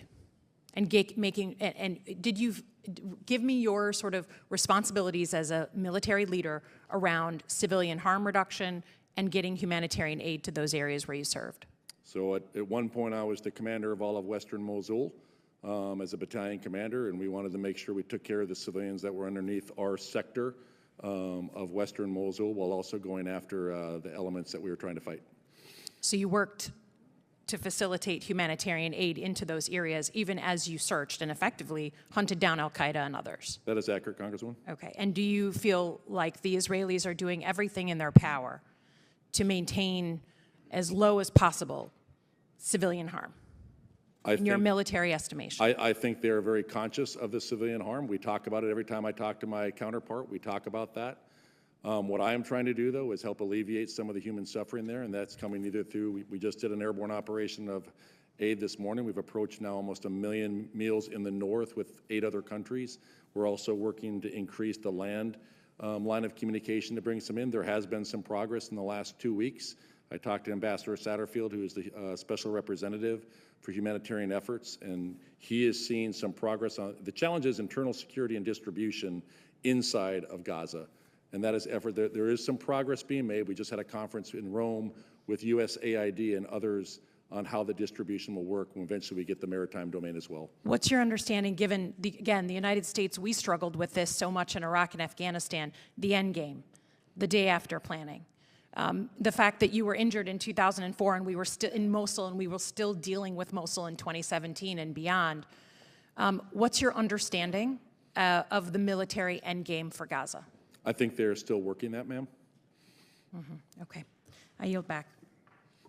Thank you, gentlelady. Chair, and I recognize the gentleman from Wisconsin, Mr. Gallagher. I'd like to follow up on that, maybe attempt to simplify it. I mean, we are fortunate to live in a democracy. And Dr. Wallander, would you say that the United States military in general holds itself to the highest ethical standards, moral and ethical standards?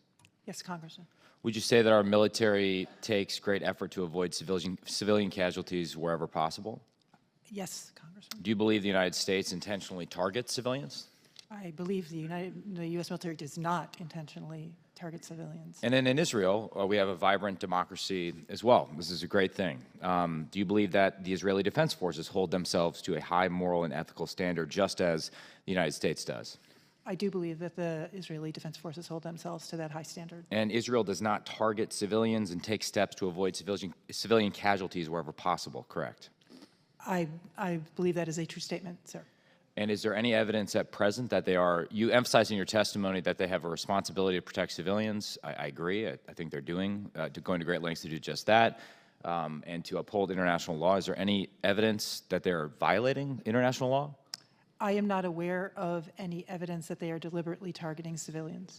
And so contrast that, the high moral and ethical standards of the United States military and our allies in Israel with Hamas. Hamas is a terrorist organization, correct?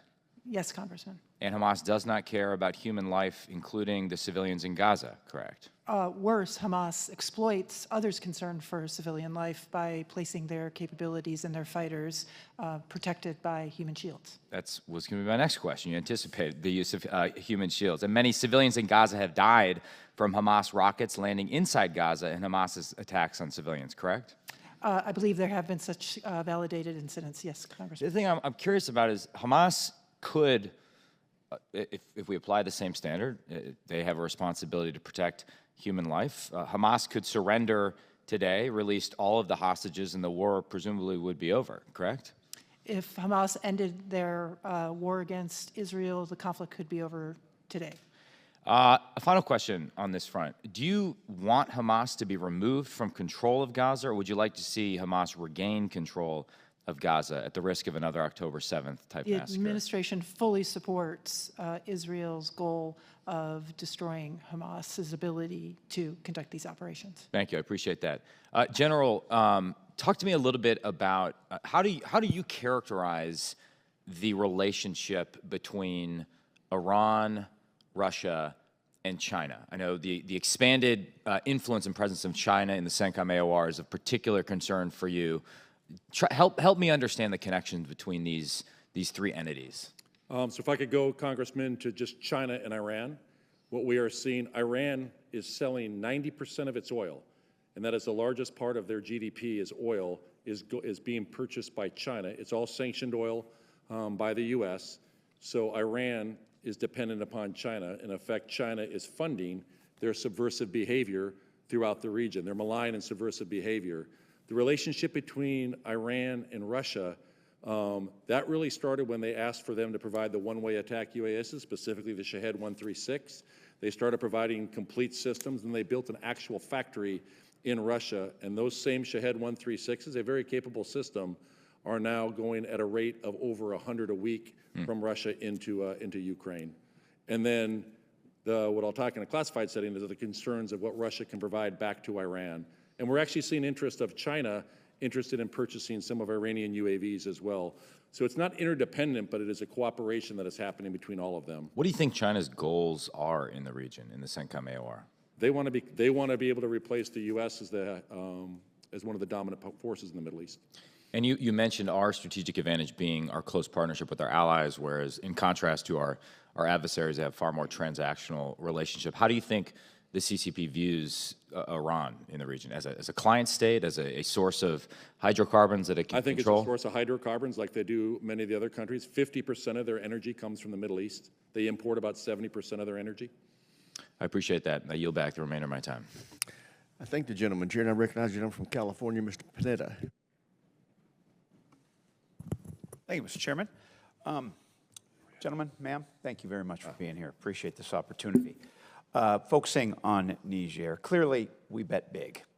Okay, we bet big on Niger, and right now we're at a point in which we either want to double down or we want to fold, unfortunately. And look, I get the bet. As I called it in my visits there, it was the Alamo in an area that I've also now called an area of déjà coups. Seems to be happening often. But now we're dealing in Niger with a military junta that is basically kicking out our partners. It kicked out France. It revoked a security pact with the EU. And now, unfortunately, the regional security coalitions in that area, ECOWAS, ACRA, G5, let's be frank, they lack strength, they lack credibility. And then after the meeting that you were at, General Langley, with Assistant Secretary Fee, soon after, they ended the security pact with the United States, unfortunately, or at least that's their intention at this point. And I appreciate the direct and frank conversations that you had with the junta at that point, talking about Russia, talking about the potential agreement to sell uranium to Iran. But unfortunately, it appeared it backfired based on their statement. Now, at the same time, during all of this, the United States has formally declared a coup back in October that legally prevents the United States from providing the new regime with security assistance. So it seems that our approach to Niger and our approach to this junta is divided and disconnected. And it's sort of a two-prong approach in that, one, I get it. We want to support our democracy and our values, but two, we're trying to be friendly with this junta. And it's leading to a point where we have a kind of a judgment of Solomon, and that we're splitting the goals. And what we don't want is it to leave us with nothing, because we know that nothing will be filled by China, by Russia, by Iran. We also know that the VEOs, the violent extremist organizations, are not going to stop in Niger. There's going to be consequences throughout the Sahel. As the DNI put out its annual threat assessment I think it was recently, the instability in Sahel is going to raise, especially in Niger, Mali, and Burkina Faso, raises the likelihood that the crisis will metastasize and spill over to the littorals of Africa.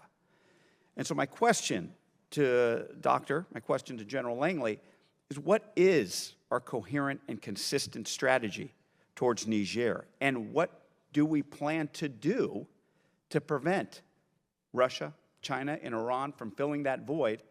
And what do we plan to do in order to continue our effort, which I think is necessary, to go after the VEOs in that area? Thank you, Congressman. I think you framed the dilemma and the challenges extremely well, and I fully agree with your assessment. I would like to clarify that at this point, the CNSP, the self-identified government of Niger, has not asked or demanded that the United States military depart. There is actually quite a mixed message. We are following up and seeking clarification. What they have declared is that they have declared the SOFA, the Status of Forces Agreement, to be non-operational. They have assured us that American military forces are protected and they will take no action that would endanger them. So while we work through that with them, we are seeking ways to be able to continue to have access and ability to conduct counter-VEO operations. That said, I will just foot stomp something you mentioned, which is countries that are run by military juntas are not reliable security partners, and part of the value proposition for us having access in Niger would be a return to democratic civilian rule in Niger. Got it. General Langley. Congressman, I'll just give an operational viewpoint. Please. As far as, because this is a question of strategic access at the great power competition level. It's essential. It's essential that we double down within the authorities that we still have after imposition of 7008. But I will just take a regional view on that. We do need to engage with other countries to increase their partnership and capacity. We need more, take the disinformation campaign, we need to hit it front and center, because Russia does have a passing game. Now they have a ground game as well with the Russian Corps and being introduced in Mali. Gentleman's time's expired. Chair now recognizes the gentleman from Florida, Mr. Gates. This is Colonel Mamade Doumbouya, and this is a photo of him. Did we train and equip him? By name, I cannot identify that. Well, that's him with a bunch of U.S. service members outside of our embassy. And just months after this photo was taken in 2021, he led a coup in Guinea and threw out the leader. Does that concern you? Congressman, core values is what we start off with in IMA programs. Do we share core values with Colonel Doumbouya? Core values. I will repeat that. He led a coup. We do. So I guess 4 months after that exchange, General Langley, you had General Moussa Bamou overthrow the government in Niger. It won't surprise anybody here that we trained him. The person who overthrew the democratically elected government in Niger went to the National Defense University, trained at Fort Benning, Georgia. So do we share core values with Moussa Bamou? Congressman, let me just go ahead and state that core values is what we start off with. But there is no syllabus for overthrowing a government, not in our institutions. Well, they're learning it pretty well, even in the absence of a syllabus, right? Because if you look at Chad, Burkina Faso, Mali, Mauritania, Niger, in a lot of these countries, the coup is led by someone we trained. Now, I put in the National Defense Authorization Act a requirement for you to issue us a report as to how many coup leaders our taxpayers have funded the training for. That report is due tomorrow. Will we be getting it on time? I'll do a follow-up on that, Congressman. Well, I mean, this was the follow-up, right? Because first I asked you in that clip, how many coup leaders did we train? You didn't know. And so then I put it in the law for you to tell me. The law requires you to tell me by tomorrow. So can you give us a preview of coming attractions? You get that. You'll get your answer, Congressman. But let me say, there's no correlation, and there's no causation of U.S. training to these members. Well, that's what I'm trying to find out, because in like a dozen countries, the coup leaders are people we trained. Like, what a difference a year makes. March 16th, 2023, Secretary Blinken calls Niger, quote, a model of resilience, a model of democracy, a model of cooperation. 1 year and 1 day later, Dr. Wallander, the spokesperson of the Nigerian military, Colonel Amadou Amabrame, says, quote, the American presence in the territory of the Republic of Niger is illegal. A year and a day after our government said they were the model of resilience and democracy, they are throwing us out by the scruffs of our neck. And so is it safe to say that this failed, General Langley? It's safe to say that there's no correlation or causation of U.S. training to a coup happening, period. It certainly isn't. There's no causation or correlation to the training we do creating more stability. I'm trying to ascertain whether or not all this money we spend in Africa makes the place less stable or more stable. And just for a country lawyer like me, if we're funding the coup leaders, that probably strikes me as making it less stable. Now, are you aware of the Iranian efforts to now mine in Niger, General Langley? Congressman, we could talk about it in a classified section on that. Well, I mean, Fox News is reporting it. They're saying that Iran is working on on economic arrangements to get uranium from Niger. So, Well, in classified session, we'd talk real intel. yeah, I guess. I mean, we've spent more than $500 million in the country. What can you say we've got for that $500 million as we sit here today? If it's like being turned into an Iranian mine, the Russians are the preferred security partner, and we're training the coup leaders. There was a buy down on an insurance policy for protecting the homeland. I don't think we're doing that, though. I don't think there's evidence to suggest that. That's your opinion. You went to Niger. I respect your opinion. Okay, but General Langley, you went to Niger, and you went to have a meeting with the people we trained who overthrew the democratically elected government, and Fox News is reporting that you didn't even get a meeting with the principal decision maker. Is that right? I had a meeting with my counterpart. Well, here's the quote. Sources say last week's meeting with the junta was extremely difficult. The administration's envoys did not get to meet with Niger's principal decision maker. Is that a true statement or is that a false statement? My responsibility is to meet with my counterpart, not. I would just hope that if we're training the coup leaders, we could at least book a meeting, you know, since it's the model of democracy. Gentleman's time's expired. Chair, and I recognize the gentlelady from Pennsylvania, Ms. Houlihan. Thank you very much for the opportunity to listen and learn from you, and thank you for your service to the country. Was hoping, generals, that I could ask you to reflect a little bit on some of the history of this nation, specifically interested in going back to June 6th of 1944, which was D-Day, which I'm certain you all know. Can you tell me, to the degree that you recall your education and your history, what happened on that day? Obviously, that's Operation Overlord going into Normandy. I did command the 82nd Airborne Division, which has a strong history, and to help liberate the first city liberated was St. Mary-Glise, and we're coming up on our 80th anniversary this year. And General Langley, do you have any reflections on that day? Yes, I was at the 79th, and I'm planning to go into the 80th, and seeing those members that went across that beach was memorable, and being able to meet with them was very telling of those that had what we call common valor. And that was very striking, and it was able to, all the generations that followed, as far as our war-fighting ethos in supporting and protecting our Constitution and serving in the military in the United States has gone through from the greatest generation to present.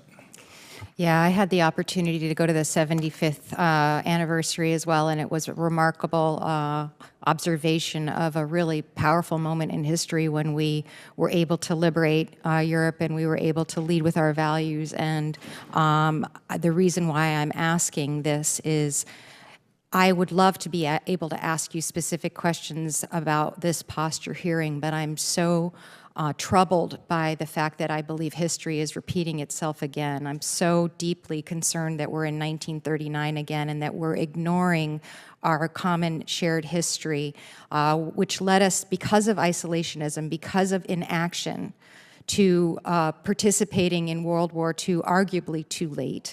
Arguably, we could have stopped it earlier than we did, and arguably D-Day didn't ever have to happen, in my opinion.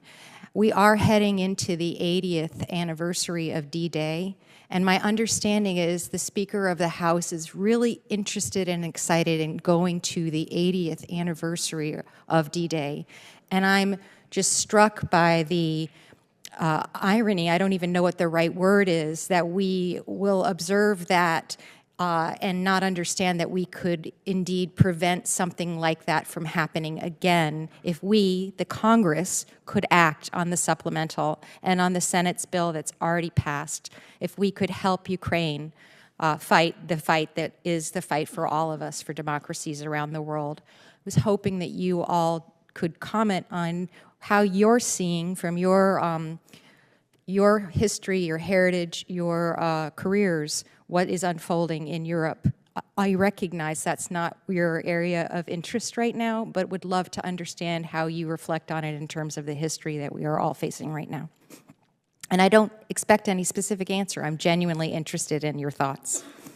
I'm keenly interested, obviously, because we have Russia in our AOR, Congresswoman. They're in Syria. They have a warm water port now in Tartus. They have an air base in Latakia. And we watch what Russia is doing both in Ukraine. I talk to Chris Cavoli on a routine basis as he updates me of what's happening. And I watch Iran's support to Russia in their illegal invasion of Ukraine. He's made it clear, Putin has made it clear this is an imperial effort to retake Russian territory, so to speak, and his intentions have been clear, and he's executed on those intentions. General Langley, do you have any comments as well? As activities that Russian Federation is doing on the continent of Africa is very destabilizing.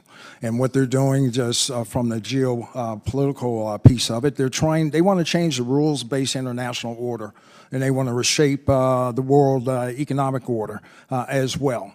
Just doing it through socioeconomic coercion and also dependence. Here we have a military construct, and we will put a cordon around your junta, newly formed governments in exchange for mining concessions. All those mining concessions go up to the Russian Federation. And I appreciate you, gentlemen, very much. I have only 8 seconds left, but the reason I ask these questions is because I would urge our speaker to please allow us to vote on the Senate package so that we cannot have another D-Day. Thank you, and I yield back. Thank the gentlelady, Chair, and I recognize the gentleman from Nebraska. Thank you, Mr. Chairman, and I appreciate all three of you being here. My first question deals with Iran. So looking on the left side of the dais over there. Now, Iran has attacked us. How many attacks have there been done against our forces by proxy forces? I lost the count. In which country, Congressman? Just combined. When you look at Iraq, Syria. Iraq and Syria, it's about 175 since about 46 days ago. And the Houthis, which is an Iranian proxy, the number is upwards of 200. That's just an incredible number. What concerns me is we strike back at the proxy forces. I don't think Iran cares. I don't think Iran cares if you hit their junior partners, in the nose. They care if you hit them in the nose. So why haven't we gone after Iran more directly? Because I don't think we can deter them by just going after their proxy forces. And that's probably more of a policy question, but I defer to whoever wants to answer. Thank you, Congressman. We have struck, and would defer to General Kurilla on details. We have struck Iranian assets that are used to launch those attacks against American or partnered forces in Iraq and in Syria. So we have struck at those to erode their effectiveness, but also to signal that we will strike at Iranian forces that are threatening Americans. I believe if we don't go after Iran more directly, they're going to see it as weakness, and they're just going to keep amplifying these attacks. We've already lost 3 Americans on the border of Jordan, and I guess I implore a more aggressive thing, because I think in the end, once Iran knows we're serious, they'll have those proxy forces back off. My view anyway. To General Langley, what is the impact of what's going on in Niger operationally to us? Thanks for the question, Congressman. As we approach, our operational approach would be to deter threats holistically. And the greatest end state is being able to protect the homeland. All of those violent extremist organizations, whether we're talking about ISIS Sahel, ISIS West Africa, JNIM, or any other faction, Boko Haram is still alive and well, we need to be able to do indications and warnings. We need to be able to monitor and respond. And that's where we need, long endurance ISR. So the impacts will be great if we lose our posture. Is there alternative countries to Niger that we can operate out of? Congressman, we're exploring that now, and I can talk more in the closed session about, because it's in the diplomatic realm right now. Outside of maybe Egypt, what are some other nations that are working closely with us that we should be investing in and nurturing better in Africa? I'd say that, I'll just take for East Africa and Somalia, for instance, we were working to be able to support the efforts to run the campaign, help President Mohammed run the campaign. But there's other countries there as well, Turkey, UAE, the UK, so they call that the Quint. It's way ahead for sustaining operations in Somalia. A follow-up to General Kurilla when it comes to Afghanistan. So I think we have enough evidence to say Al-Qaeda's reestablishing itself in Afghanistan or reconstituting. Their leader was killed there, for starters, and we're reading about training camps. Can you give us a little more information? What is Al-Qaeda doing in Afghanistan? In a classified session, I can give you great detail, but I would tell you that we do see the Taliban as harboring Al-Qaeda. They're also harboring Tehrik-i-Taliban Pakistani and other violent extremist organizations. The only one that they're actively fighting is ISIS Khorasan. Right. I think it's important for our citizens to know what we can tell them, because we saw what happened prior to 9/11, and now we're seeing the same Taliban regime partnering with Al-Qaeda, and I think there's a future threat to our country there. So with that, I appreciate your leadership, and thank you for being here today. I yield back. I think the gentleman, Chair, would announce that, remind folks that we are going to have a classified session after this public session. So the public session will end just before 1 o'clock. We'll go into classified session. We'll be called for votes at 1:30. So just as a reminder for awareness. Chair now recognizes Mr. Moulton from Massachusetts. Thank you, Mr. Chairman. In recent months, U.S. troops in Iraq and Syria have faced approximately 167 attacks by Iran-backed militias, and in Jordan, 3 U.S. service members were, of course, tragically killed by an Iranian-linked drone attack. So many Americans are wondering why we still have troops in the region and are asking what our service members are fighting for. General Kurilla, how would you explain why maintaining a small U.S. troop presence in Jordan, Syria, and Iraq serves U.S. interests as a good investment in our national security and ultimately makes us safer back home? Thanks, Congressman. We have forces in Iraq and Syria for the enduring defeat of ISIS. And if I could describe ISIS for you, we have ISIS at large, those that we are going after every day, every night. About 1,500 inside of Syria and about 1,000 inside of Iraq. You have an ISIS army in detention, 9,000 of them across 27 detention facilities in Syria, about 20,000 inside of Iraq.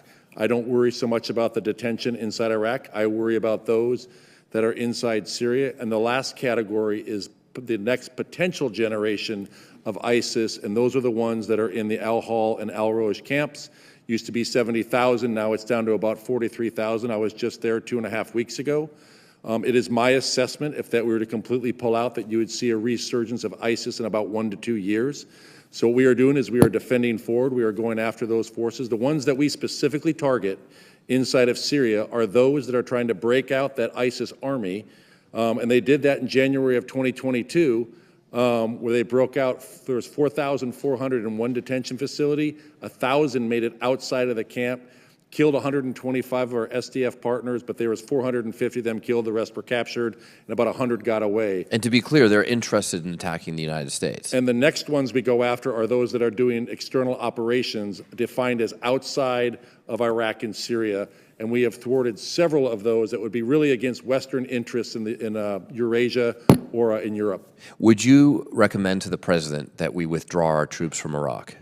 I would not until the conditions are met that Iraq can handle that fight by themselves. Dr. Wallander, would you recommend to the President that we withdraw our troops from Iraq? I would not, on the conditions that General Kurilla also articulated. Dr. Wallander, some suggest that U.S. troops are just a target for rival nations and actually increase tension in the region. How would you push back on that argument? U.S. forces are a target, in particular because Iran seeks to eject the United States from the Middle East so that it can have free operational access and effects that are very contrary to American national security interests, as we're seeing in the Red Sea and elsewhere in the Middle East. And of course, this isn't just the case in the Middle East.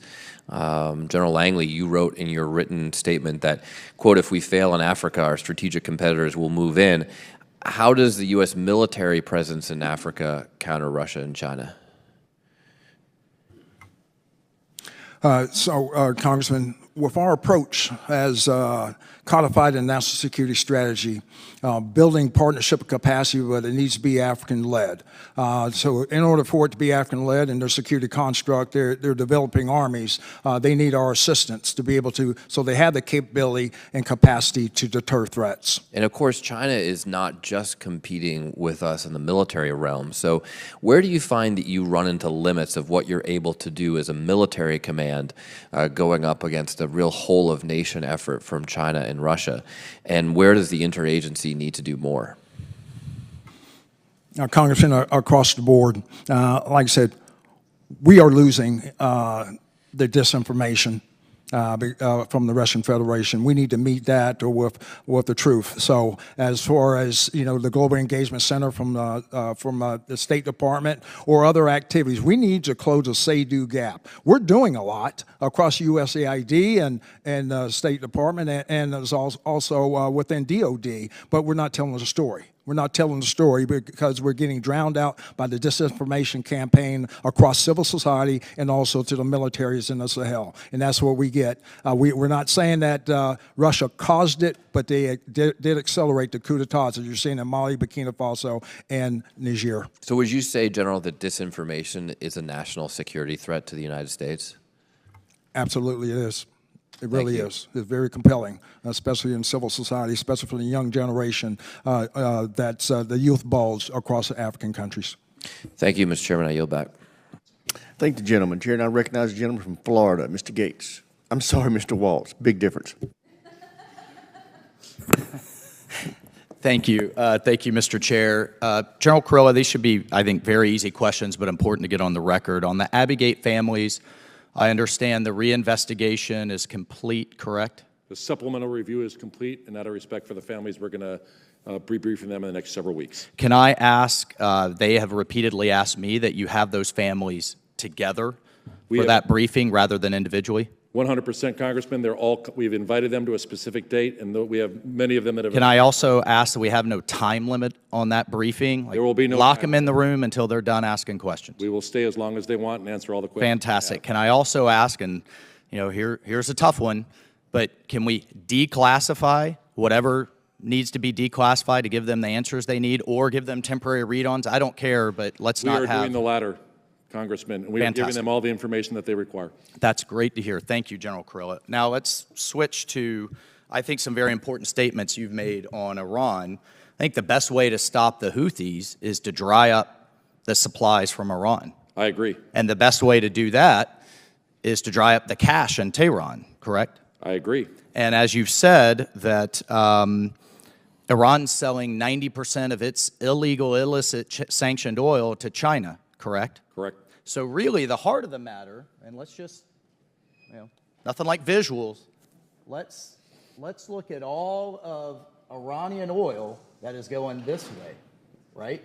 I mean, the money is here, and the money's coming from here, correct? Interestingly, though, the oil coming from Gulf and other partners that are coming through here to Europe, that's what the Houthis are hitting, correct? They are. So going back to the money in Iran, we've got Hezbollah being funded by Iran, correct? Correct. We have Hamas being funded by Iran, correct? Correct. We have the Houthis being funded by Iran. Correct. Correct. We've got all the militias in Iraq. And we now have dead Americans because of the money being going back to Iran, correct?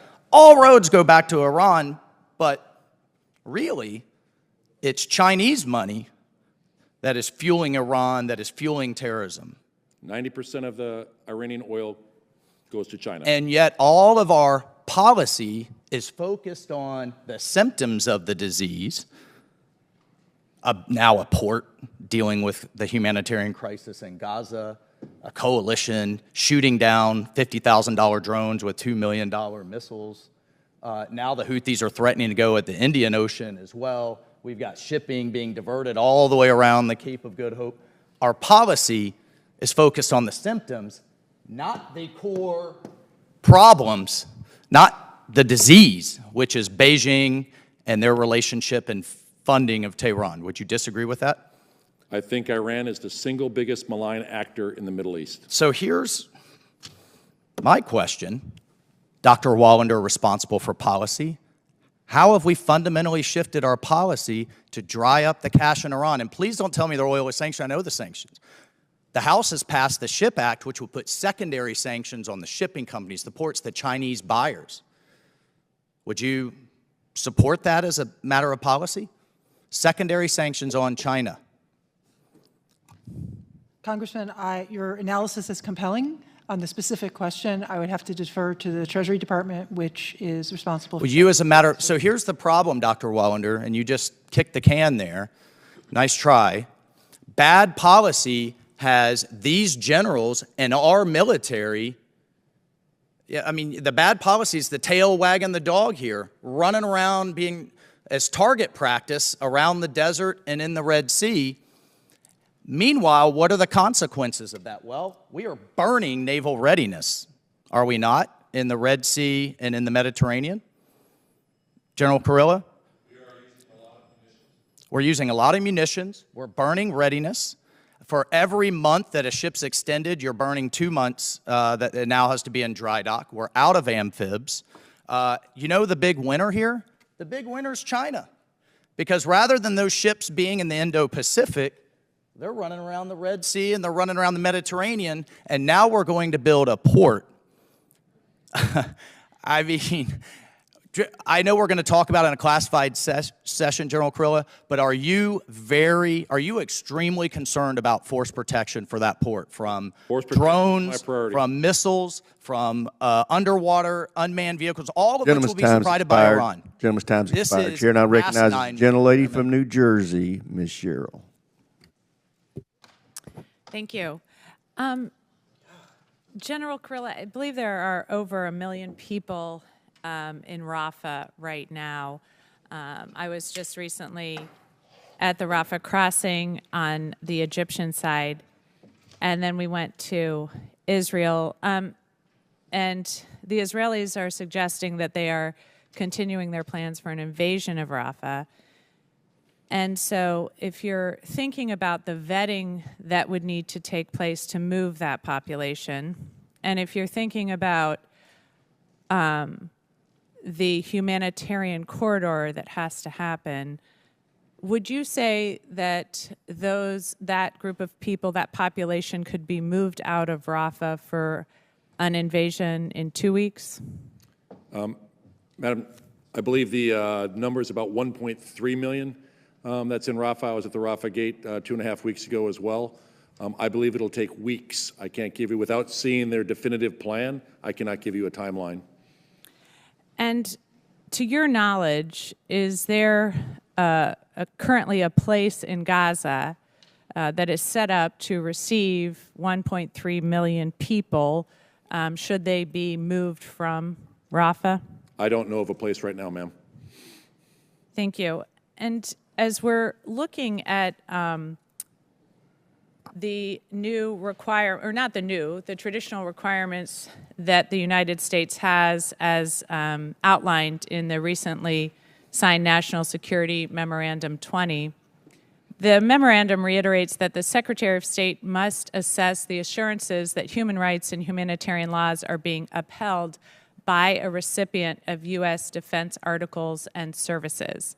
As Israel continues its fight to uproot and destroy the Hamas terror network, we've seen the casualty rates of civilians, including children, and a looming humanitarian crisis. So can you explain how your headquarters will monitor the situation, collect information, and report your assessments and findings to the State Department regarding the requirements of the National Security Memorandum 20? So I believe that comes from both verbal and written assurances, from reliable and credible assurances that they will follow the law of armed conflict with the weapons provided.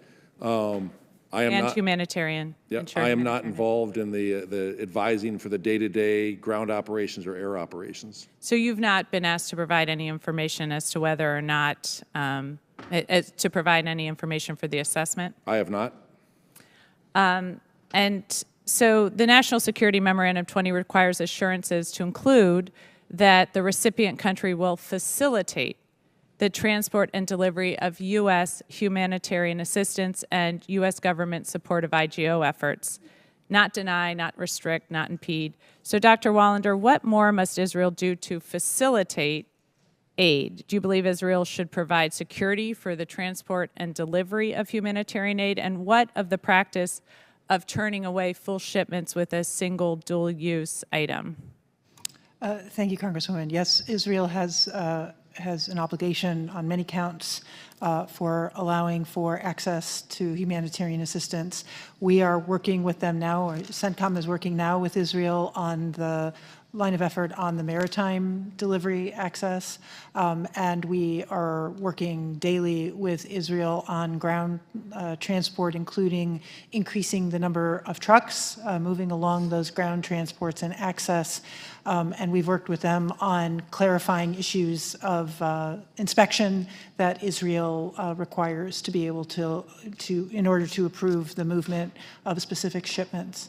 And is that ground transport within Gaza as well, or simply ground transport to get to the access points of Gaza? The focus of our conversation with Israel is access to Gaza, and separate arrangements are being worked right now for the security of and internal distribution, safe distribution of the humanitarian assistance inside of Gaza.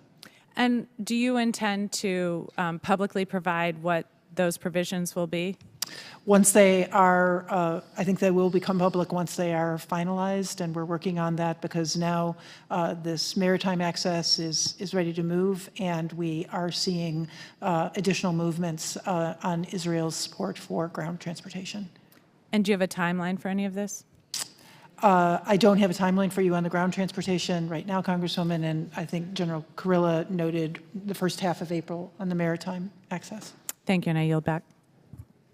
Thank the gentlelady. Chair, and I recognize the gentlelady from Michigan. Thank you, Mr. Ms. McLean. Chairman. Thank you, Mr. Chairman.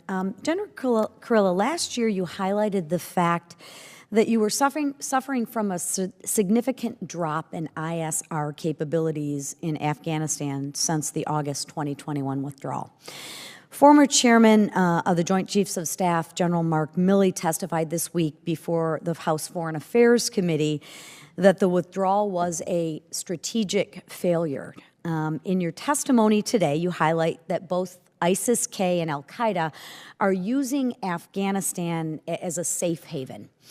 You also say that the Taliban's inability or unwillingness to rein in violent extremist organizations could destabilize Central and South Asia.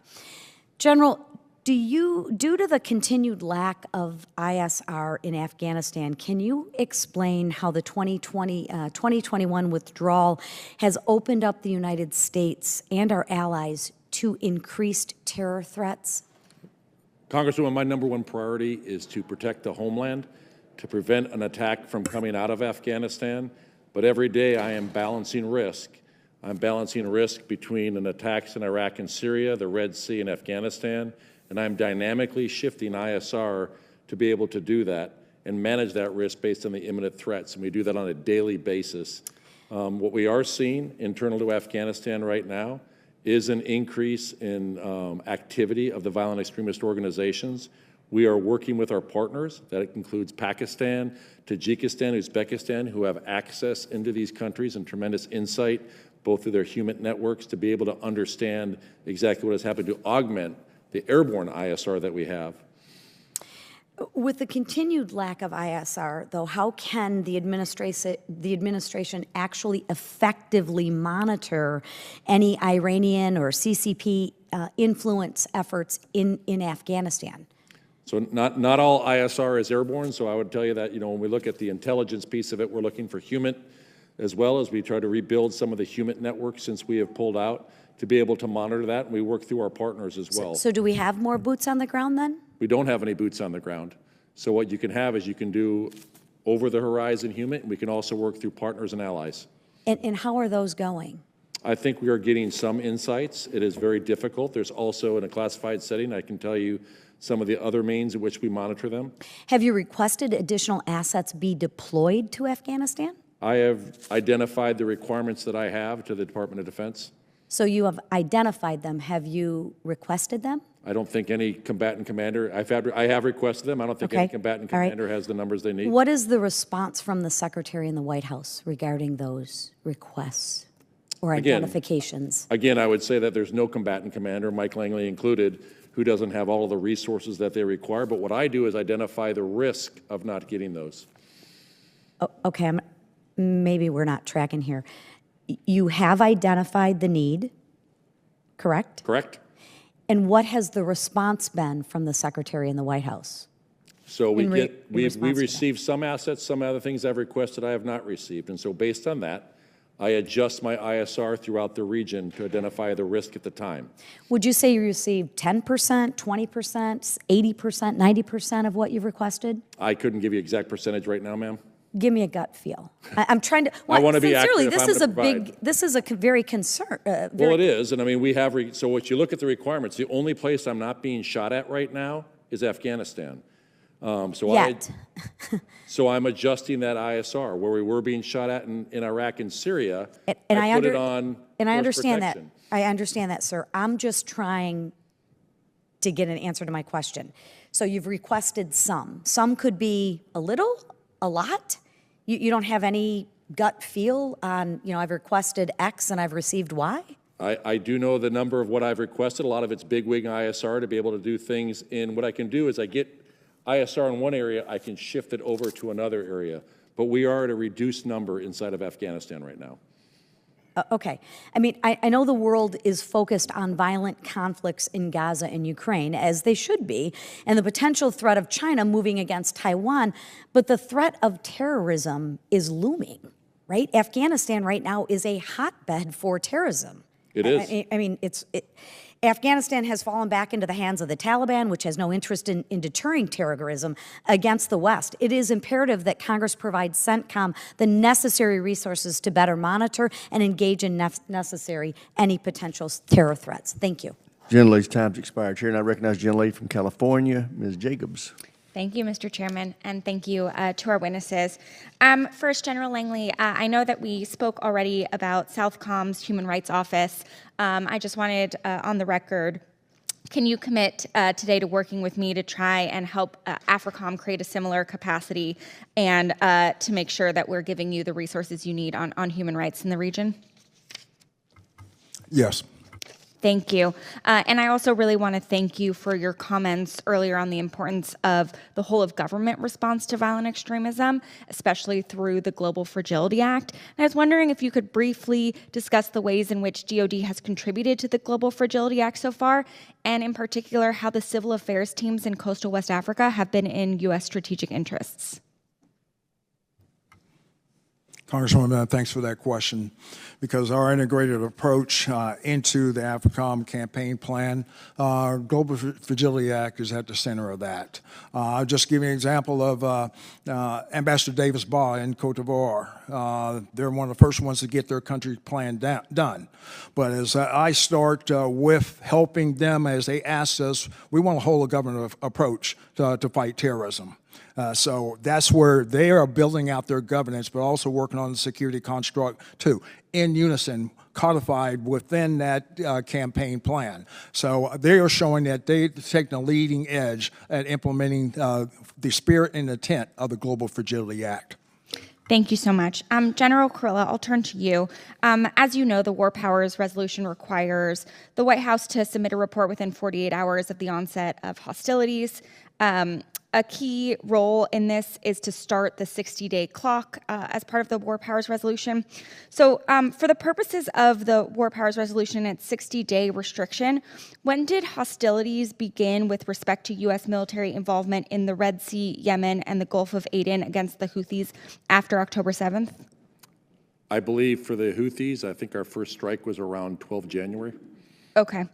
Thank you. And, I think it's important to note, I recognize the administration views the strikes against Iranian proxies in Iraq and Syria as covered by both the 2001 and 2002 AUMF, but that no one has tried to make that case about the ongoing hostilities with the Houthis. And so I hope that I can receive from your office and that you can commit to a written analysis of when the 60-day clock will be running out and when and if you'll be coming to Congress for the authorization needed per the War Powers Resolution. I would defer to policy and the administration on that one. Dr. Wallander?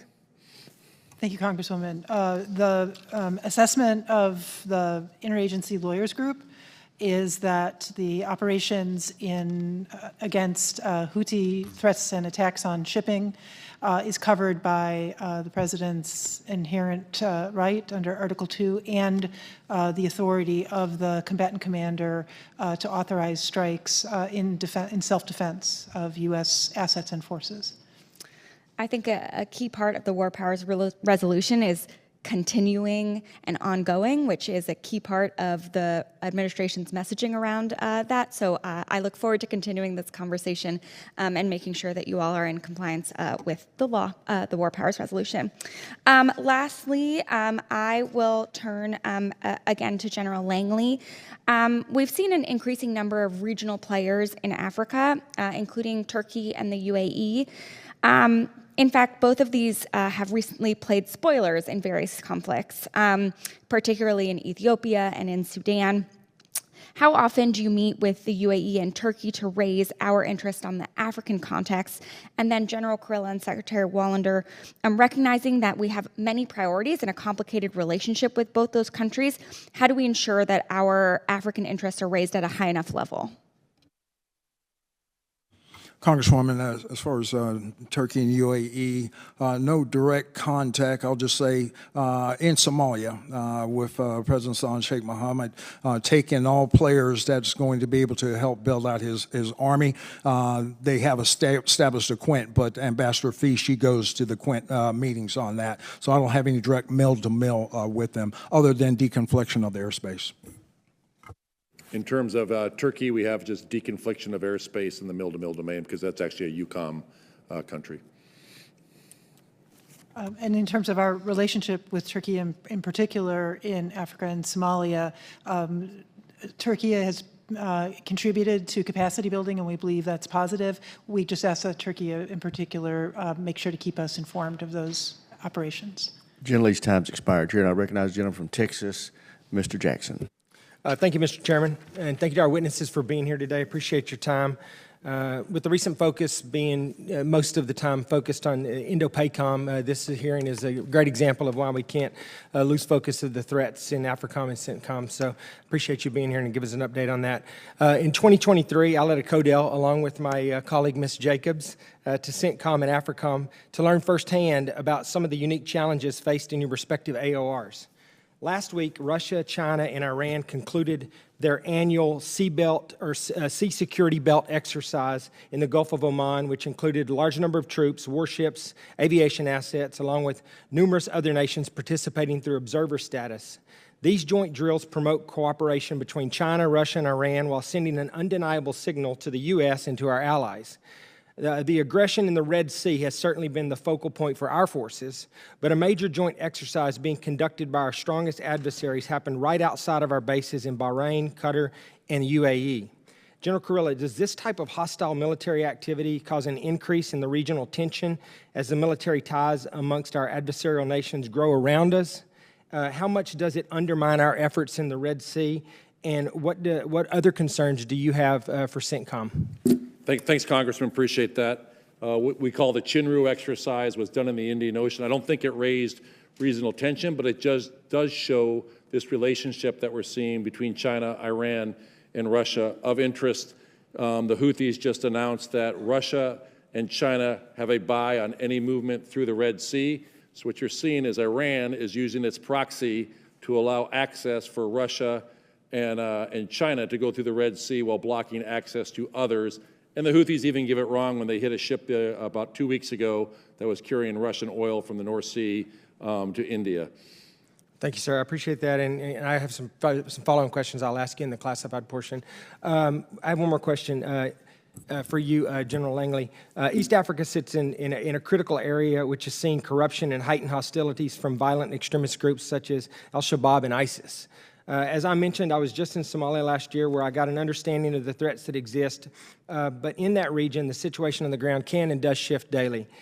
In the last decade, the PRC opened a military base on the continent of Africa right next to our American base in Djibouti. Simultaneously, Russia is increasing its footprint there and hoping also to establish a base in East Africa. General, as both Russia and China establish significant footprints on the east coast of Africa, what would be the impact to AFRICOM, and what is going to be the impact to AFRICOM in the security of our U.S. forces in Djibouti and Somalia? And what impacts does the presence of China and Russia have on your relationships with other nations in the area and our ability to continue to establish influence there? Congressman, thanks for that question. It goes part and parcel with my buddy General Kurilla says. As we look at the Red Sea and look at the Gulf of Aden and the impacts, very much a strategic sea lines of communication. So I am very much interested in what the thinly veiled reasons or purpose that China in entrenchment into Dorley, Djibouti, as far as their purpose of being there, and they say it's for counter-piracy or goodwill.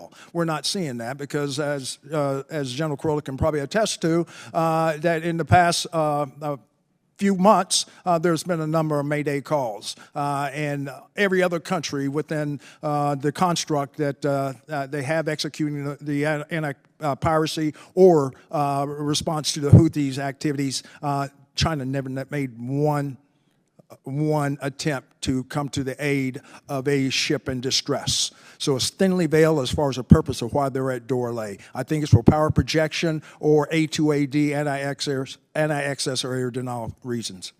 Thanks, sir. Yeah, I think most of us here would doubt their stated intentions and don't trust them at all. I have one more question that I'm going to defer mainly to the classified section, but I do have some questions about the port in Gaza, and I would like to know, and I think you said, General Kurilla, that you might be able to expound upon this, on what kind of reassurances we're going to have that our troops that are involved in this are going to be safe, and then also for Ms. Wallander, I'd like to know as well, what do we have in place that we can ensure, and generally can contribute to this as well, that we are going to make sure that these resources are not going to Hamas, because it's been my experience that, as much as, there's a need to help Palestinians that are trapped in this situation, that by and large, it's almost impossible to do that without resupplying and refurbishing and taking care of Hamas first, because they control a lot of what's happening in the region. So I'll defer that for the classified section. I know you can't elaborate too much on that here. So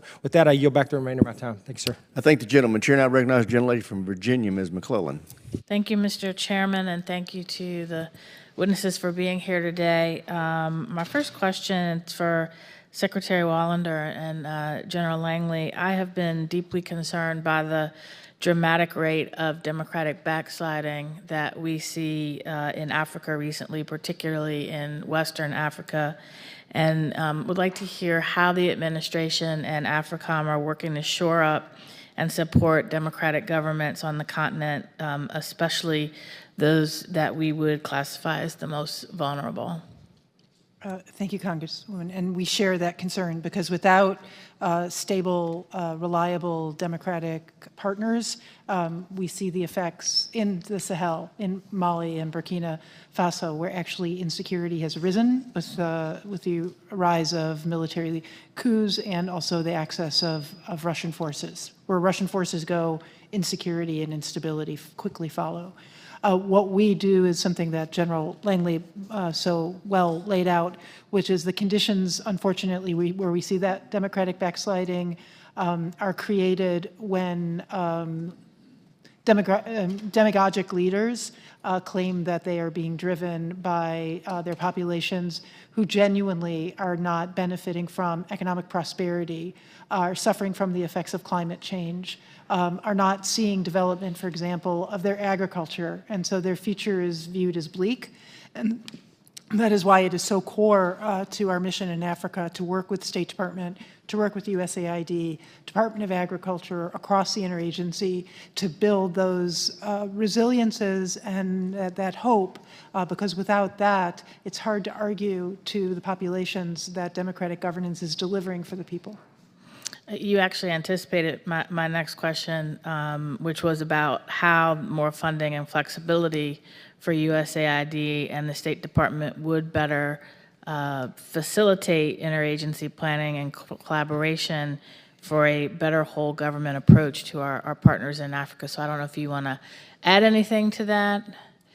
It is a longstanding position of the Department of Defense that we fully support Congress's provision of capabilities and resources to the State Department, USAID, and other agencies because they are vital partners in creating stability, security, and therefore stable democracies. General Langley, anything you'd like to add on those two questions? ASC Wallander covered, she covered 90% of it. But I'll just tell you, when we rolled down the streets this time last week of Niger and seeing some of the propaganda from Russian Federation or of the junta was telling. Our strategic communications, we have a ways to go in our narrative and what our intrinsic value, what we have to offer these countries and the whole government in building out their governance. We need to tell a better story. It needs to be compelling, and it needs to be able to go across civil society, and on my part, be able to impart good order and discipline across the forces that is civilian-led. Thank you. And Africa is also an extremely diverse continent and home to some of the most rapidly industrializing nations on the planet. How are the administration and AFRICOM situating themselves to be nimble and responsive in this increasingly dynamic region? I would say we, again, work with our interagency partners to identify promising partnerships where there is an interest in reaching high levels of capability and professionalism in the security sectors, military, but also other aspects of the security sectors, and we work very closely with the State Department in identifying those key countries and opportunities. Thank you. After my assessment across the Sahel, from East Africa to West Africa, I wanted to go down into Southern Africa to see what models of success. I saw that with the Southern Africa Development Community, whereas collectively, they know what right looks like, and with their investments, I think that, just for example, the Lobito Corridor and where President Lorenzo of Angola and all the way to Zambia, if they can get that rail lines and in U.S. investments of prosper Africa, I think that we can have the model of excellence, what we're searching for. Thank you very much, and Mr. Chair, I yield back. I thank the gentlelady. Chair, and I recognize the gentleman from Texas, Mr. Fallon. Sorry. Thank you, Mr. Chairman. Dr. Wallander, if you could bear with me for a minute. It'll make sense in a minute. Do you believe that U.S. invasion of Normandy, France in June and July 1944 was justified? Yes, Congressman. I figured you'd say that. According to the French government and most historians, about 20,000 French civilians were killed in Normandy over that 2-month period. Who do you hold responsible for those deaths? I mean, Vichy France, Free France, the United States, Nazi Germany, who do you hold responsible? An aggregate answer is impossible. One would have to look at individual operations, but I believe that the United States, even 80 years ago, conducts its operations to prevent civilian harm and does not target civilians. Correct. I would hold Nazi Germany at fault because we wouldn't have bombed Normandy had Hitler not invaded France in May of 1940 to begin with. That's kind of where I'm getting at. Who's ultimately responsible for that? It's Adolf Hitler, Nazi Germany. I think we could probably agree, but limited time that I have. Do you believe that we'd have thousands of IDF forces in Gaza right now had October 7th not happened, where 1,200 civilians were murdered and 200 innocents taken hostage? We've been absolutely clear that the reason for this conflict is Hamas. Right, so there would be no, or at least not a massive concentration of forces, IDF forces in Gaza. According to, and we'd also agree, IDF doesn't have a policy of targeting civilians, unlike Hamas. Yes, Congressman, Okay. that's correct. According to many experts, John Spencer being one of them, who's an urban warfare expert, he said, given the landscape, the IDF has done a remarkable job in protecting Palestinian lives in Gaza, which is particularly not easy considering the fact that Hamas uses civilians as human shields. They don't wear uniforms often. And Hamas has built, I find this interesting, that they built thousands of war tunnels, but not one bomb shelter. And blaming, I think the blame for the civilian deaths in Gaza is Hamas's burden to bear solely, and the other ones with blood on their hands. Doctor, you said in your opening statement that you support a long-term solution to the Israeli-Palestinian conflict. I do as well. A two-state solution, in fact, you said with specificity. In 2000, Ehud Barak offered Yasser Arafat a two-state solution, including, remarkably, in today's political landscape, all of Jerusalem.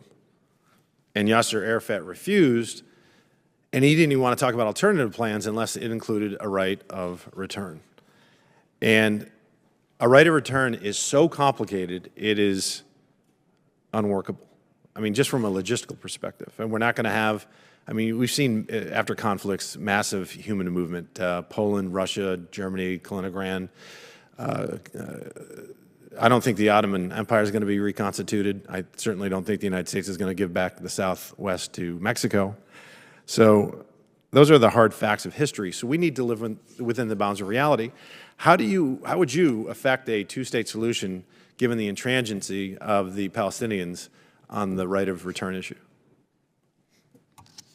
Congressman, I can't get into the details about a negotiation that would be, with the international support, it would be between Israel and a Palestinian So that's kind entity. of I just respectfully, that's really a non-answer. But I do think that we're looking at a one-state solution, at least from the Palestinians and Hamas's perspective, and that one-state solution is the rhetoric that we hear about genocide, river to the sea, and that's a genocide of the Jewish people in Israel. General Kurilla, I want to turn your attention towards Afghanistan. 2021, of course, we had a withdrawal, and thank you for your service, by the way. We were told when we left by the Biden administration that there would be, we'd be able to conduct robust counter-terrorism missions, even though we wouldn't have physical assets or presence there. And then I think it's interesting that in June of 2023, Joe Biden said, and I quote, "Do you remember what I said about Afghanistan? I said al-Qaeda would not be there. I said it wouldn't be there. I said we'd get help from the Taliban. What's going on now? What's going on now? Read your press. I was right."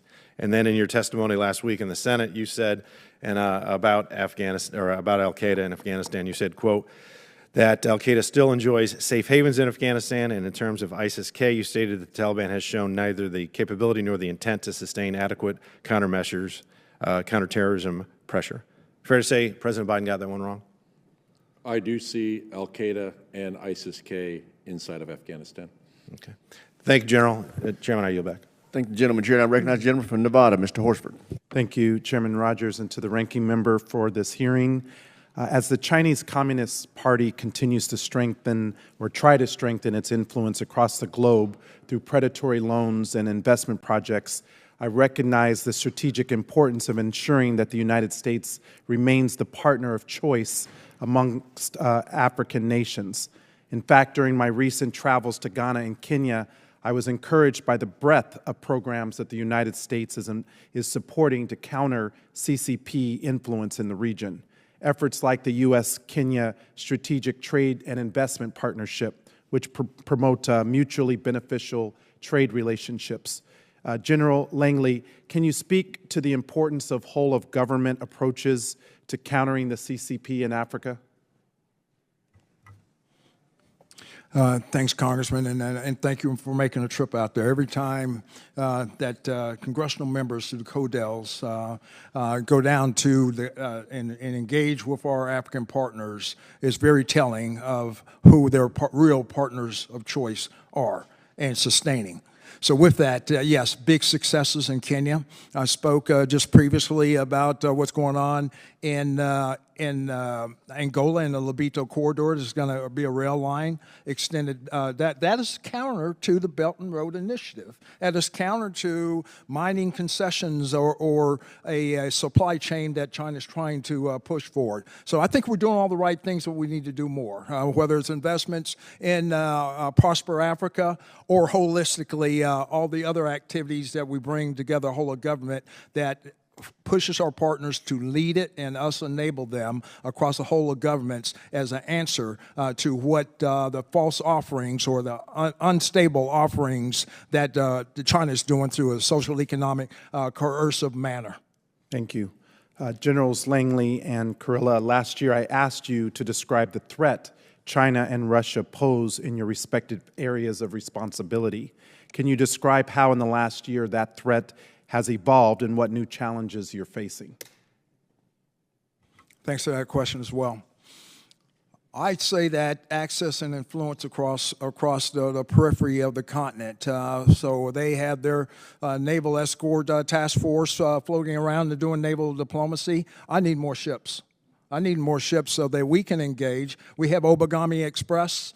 We have the Express series, I would say writ large, at different parts to include Cutlass Express, engaging with the naval forces or maritime componency of African countries.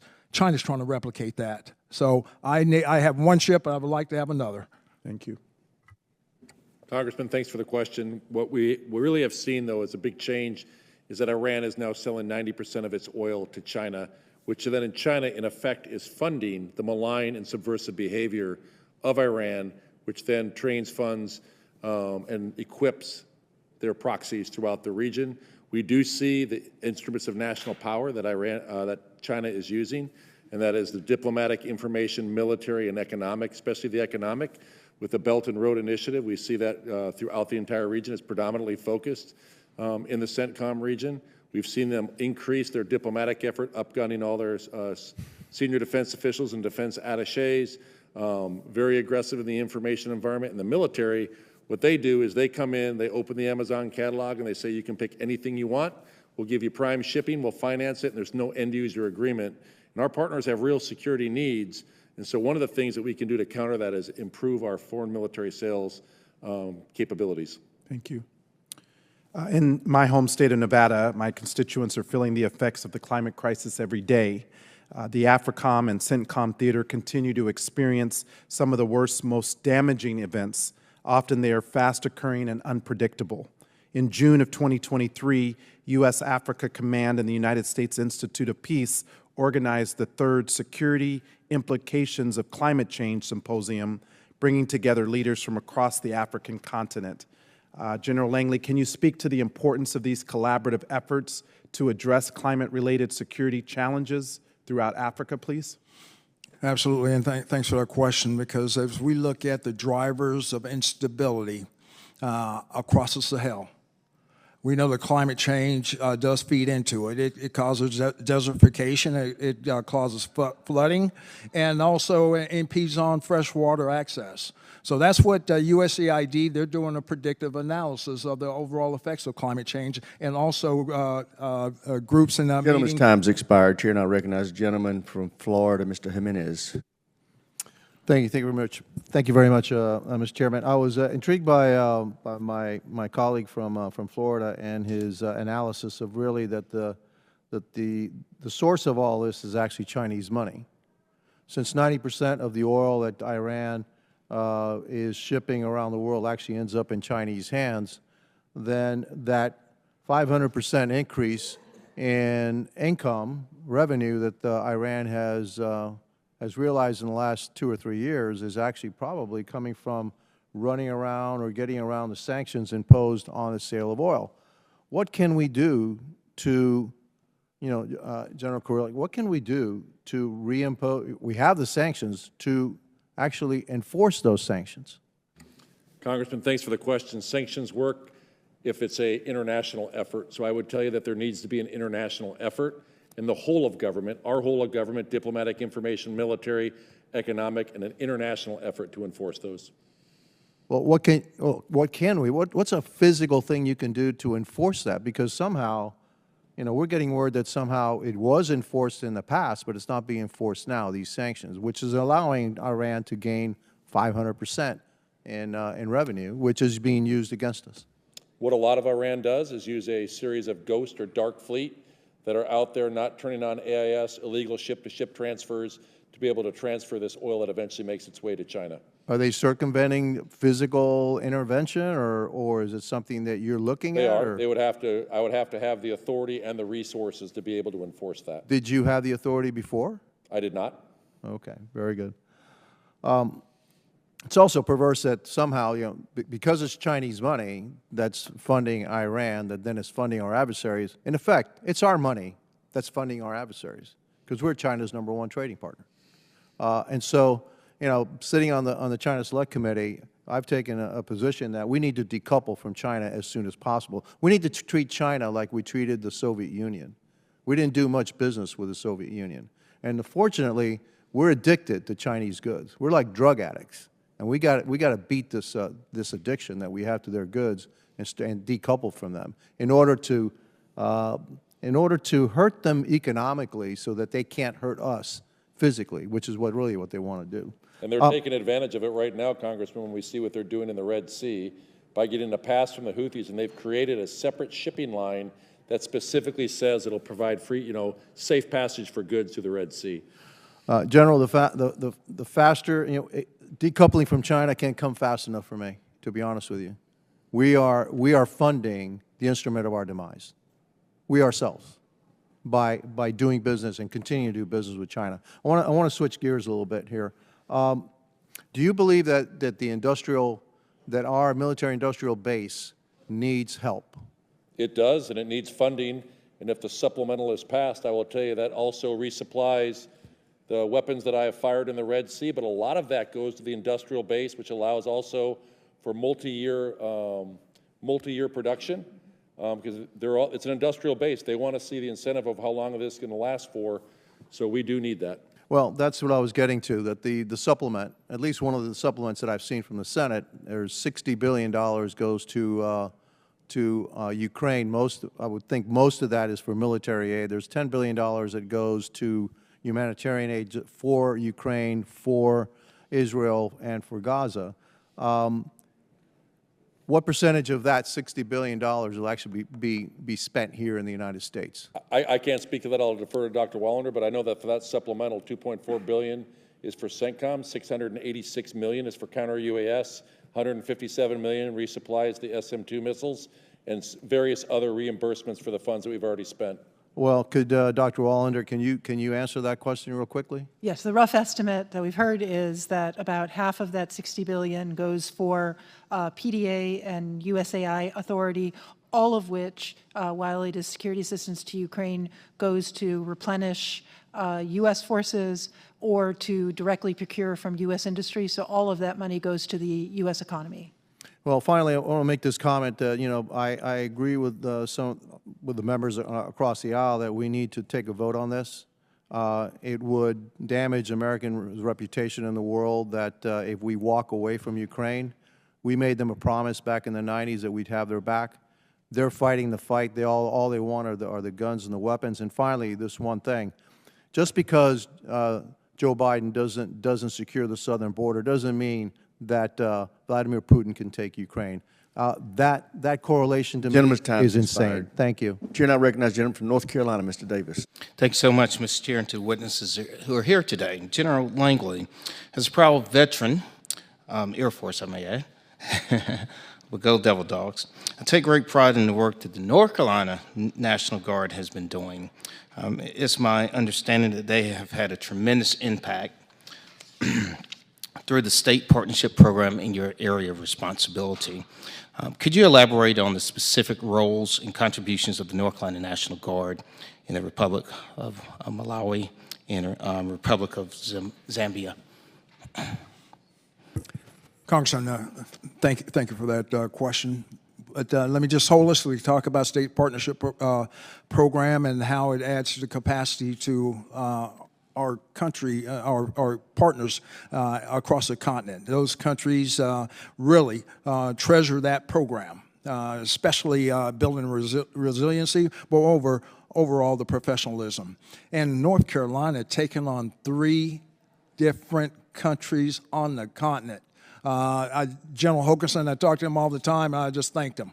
That right there is impactful. It's in Southern Africa, you know, but what they've already established in their excellence in Botswana, we're going to be witness to that because I'm at the Chad conference there in a few months. But I'd just say thank you to you and all the members as part of the National Guard that are contributing their time to go into on the continent of Africa and contribute to 3 different countries.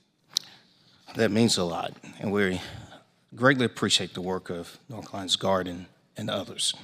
General Langley, the partnership with Morocco stands as a testament to a longstanding friendship rooted in shared security interests. Given this rich history and Morocco's strategic contributions, could you expand on how the collaboration exercises like African Line and Phoenix Express fortifies regional security, and how does this cooperation influence U.S. AFRICOM's approach to emerging challenges in North Africa? Yes, Morocco is one of our most closest non-NATO allies. Moreover, they export security. They do it by inviting to AFRICOM and the other African countries to be able to put on a multifaceted air and land demonstration, but it's more than that. It builds interoperability of various African countries and builds capacity. They are a microcosm of what we have, especially also in their training and learning institutions. But they affect both democratic norms and also core values, law of armed conflict, imparting that to our African partners on the continent. The Houthis and other Iranian proxies continue to wreak havoc in the Red Sea. We were talking about that earlier. Dr. Wallander and General Kurilla. After the president decided to label the Houthis as a special designated global terrorist group, what factors do you expect will play into the decision to redesignate them as a foreign terrorist organization? Thank you, Congressman. That was an important designation because it opened all kinds of options for sanctioning and limiting the Houthis' access to resources and freedom of operation. The distinction we believe that is sufficient to allow us to take proactive actions to constrain their capabilities without creating issues that could have negative implications for the humanitarian situation in Yemen, which, as you know, has been really a matter of concern for many years. Jim? Yeah, I defer really to the State Department. It's a State Department designation. I think Dr. Wallander outlined the distinction really for the humanitarian concern. Okay. Well, thank you again for being with us today, Mr. Chair. With that, I'll yield back. I thank the gentleman. Chair now recognizes the gentleman from Florida, Mr. Mills. Thank you, Mr. Chairman. I appreciate everyone for being here today. I wanted to follow up on a couple of things, and I apologize if these have been answered as I had to step out for another hearing. We talked about the increase, and we know that China, Russia, Iran, and North Korea has been geopolitically aligned for quite some time, and you talked about this renewed relationship, and I don't necessarily think that's the proper phrase for it, maybe a strengthened relationship through import-exportation increases. Do you feel that and to quote you, sanctioned oil exports that's going on between Iran to China has actually helped to strengthen the relationship in that geopolitical alliance? It has. And would you say that putting stronger sanctions, as we had in the previous administration, and redesignating the Houthi terrorists, which my colleague had just mentioned a second ago, would help to limit the Iranian proxy militias' assets and resources? I think, Congressman, sanctions have to be imposed internationally because Iran has become a master at how to evade sanctions, and they're actually passing on their best practices to Russia right now. Well, they're passing on their best practices to Russia, but China has been the greatest and the most nefarious when it comes to circumventing sanctions and not following them, and yet we still consider them to be, by some people's context, a competitor, when in reality they're actually an adversary.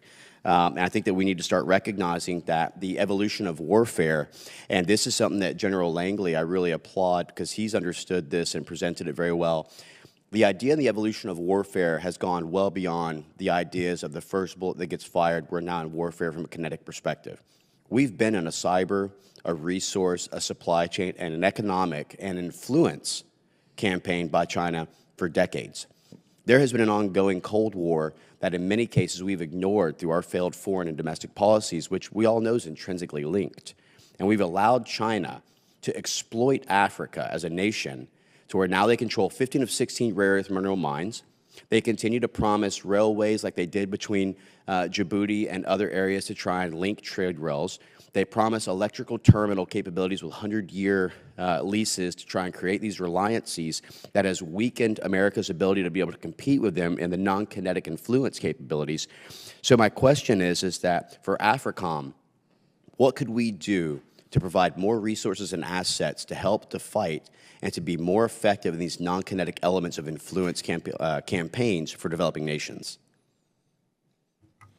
Congressman, thanks for that question, because we know that we can't keep up with the Belt and Road Initiative, the billions of dollars in the infrastructure, but what our partners are telling us, don't force us to choose, but we still want you because of the value.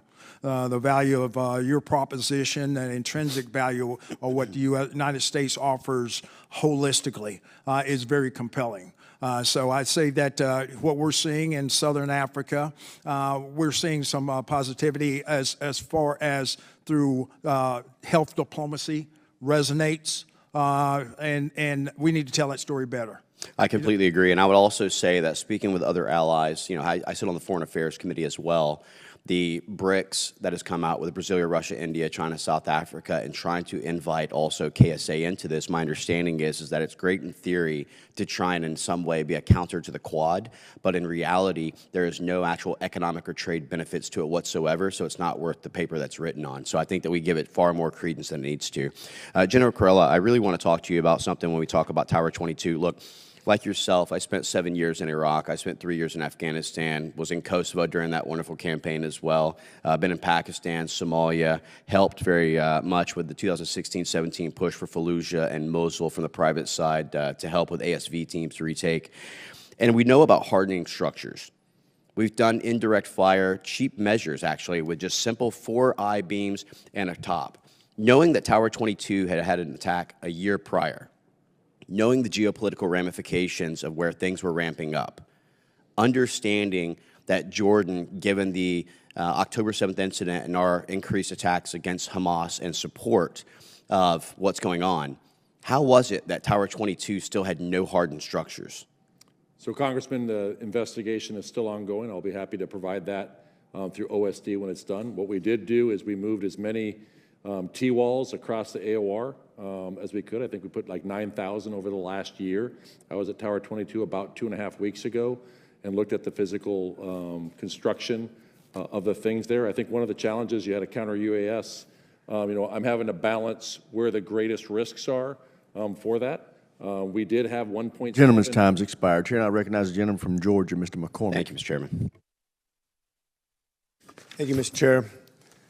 General Langley, good to see you. You look like you're fit. You're ready to play rugby with us in late July with the Marines, right? You definitely look ready. I know that we have a significant problem in AFRICOM, and especially with the influence of Russia and China, probably exceeding our own over the last couple decades.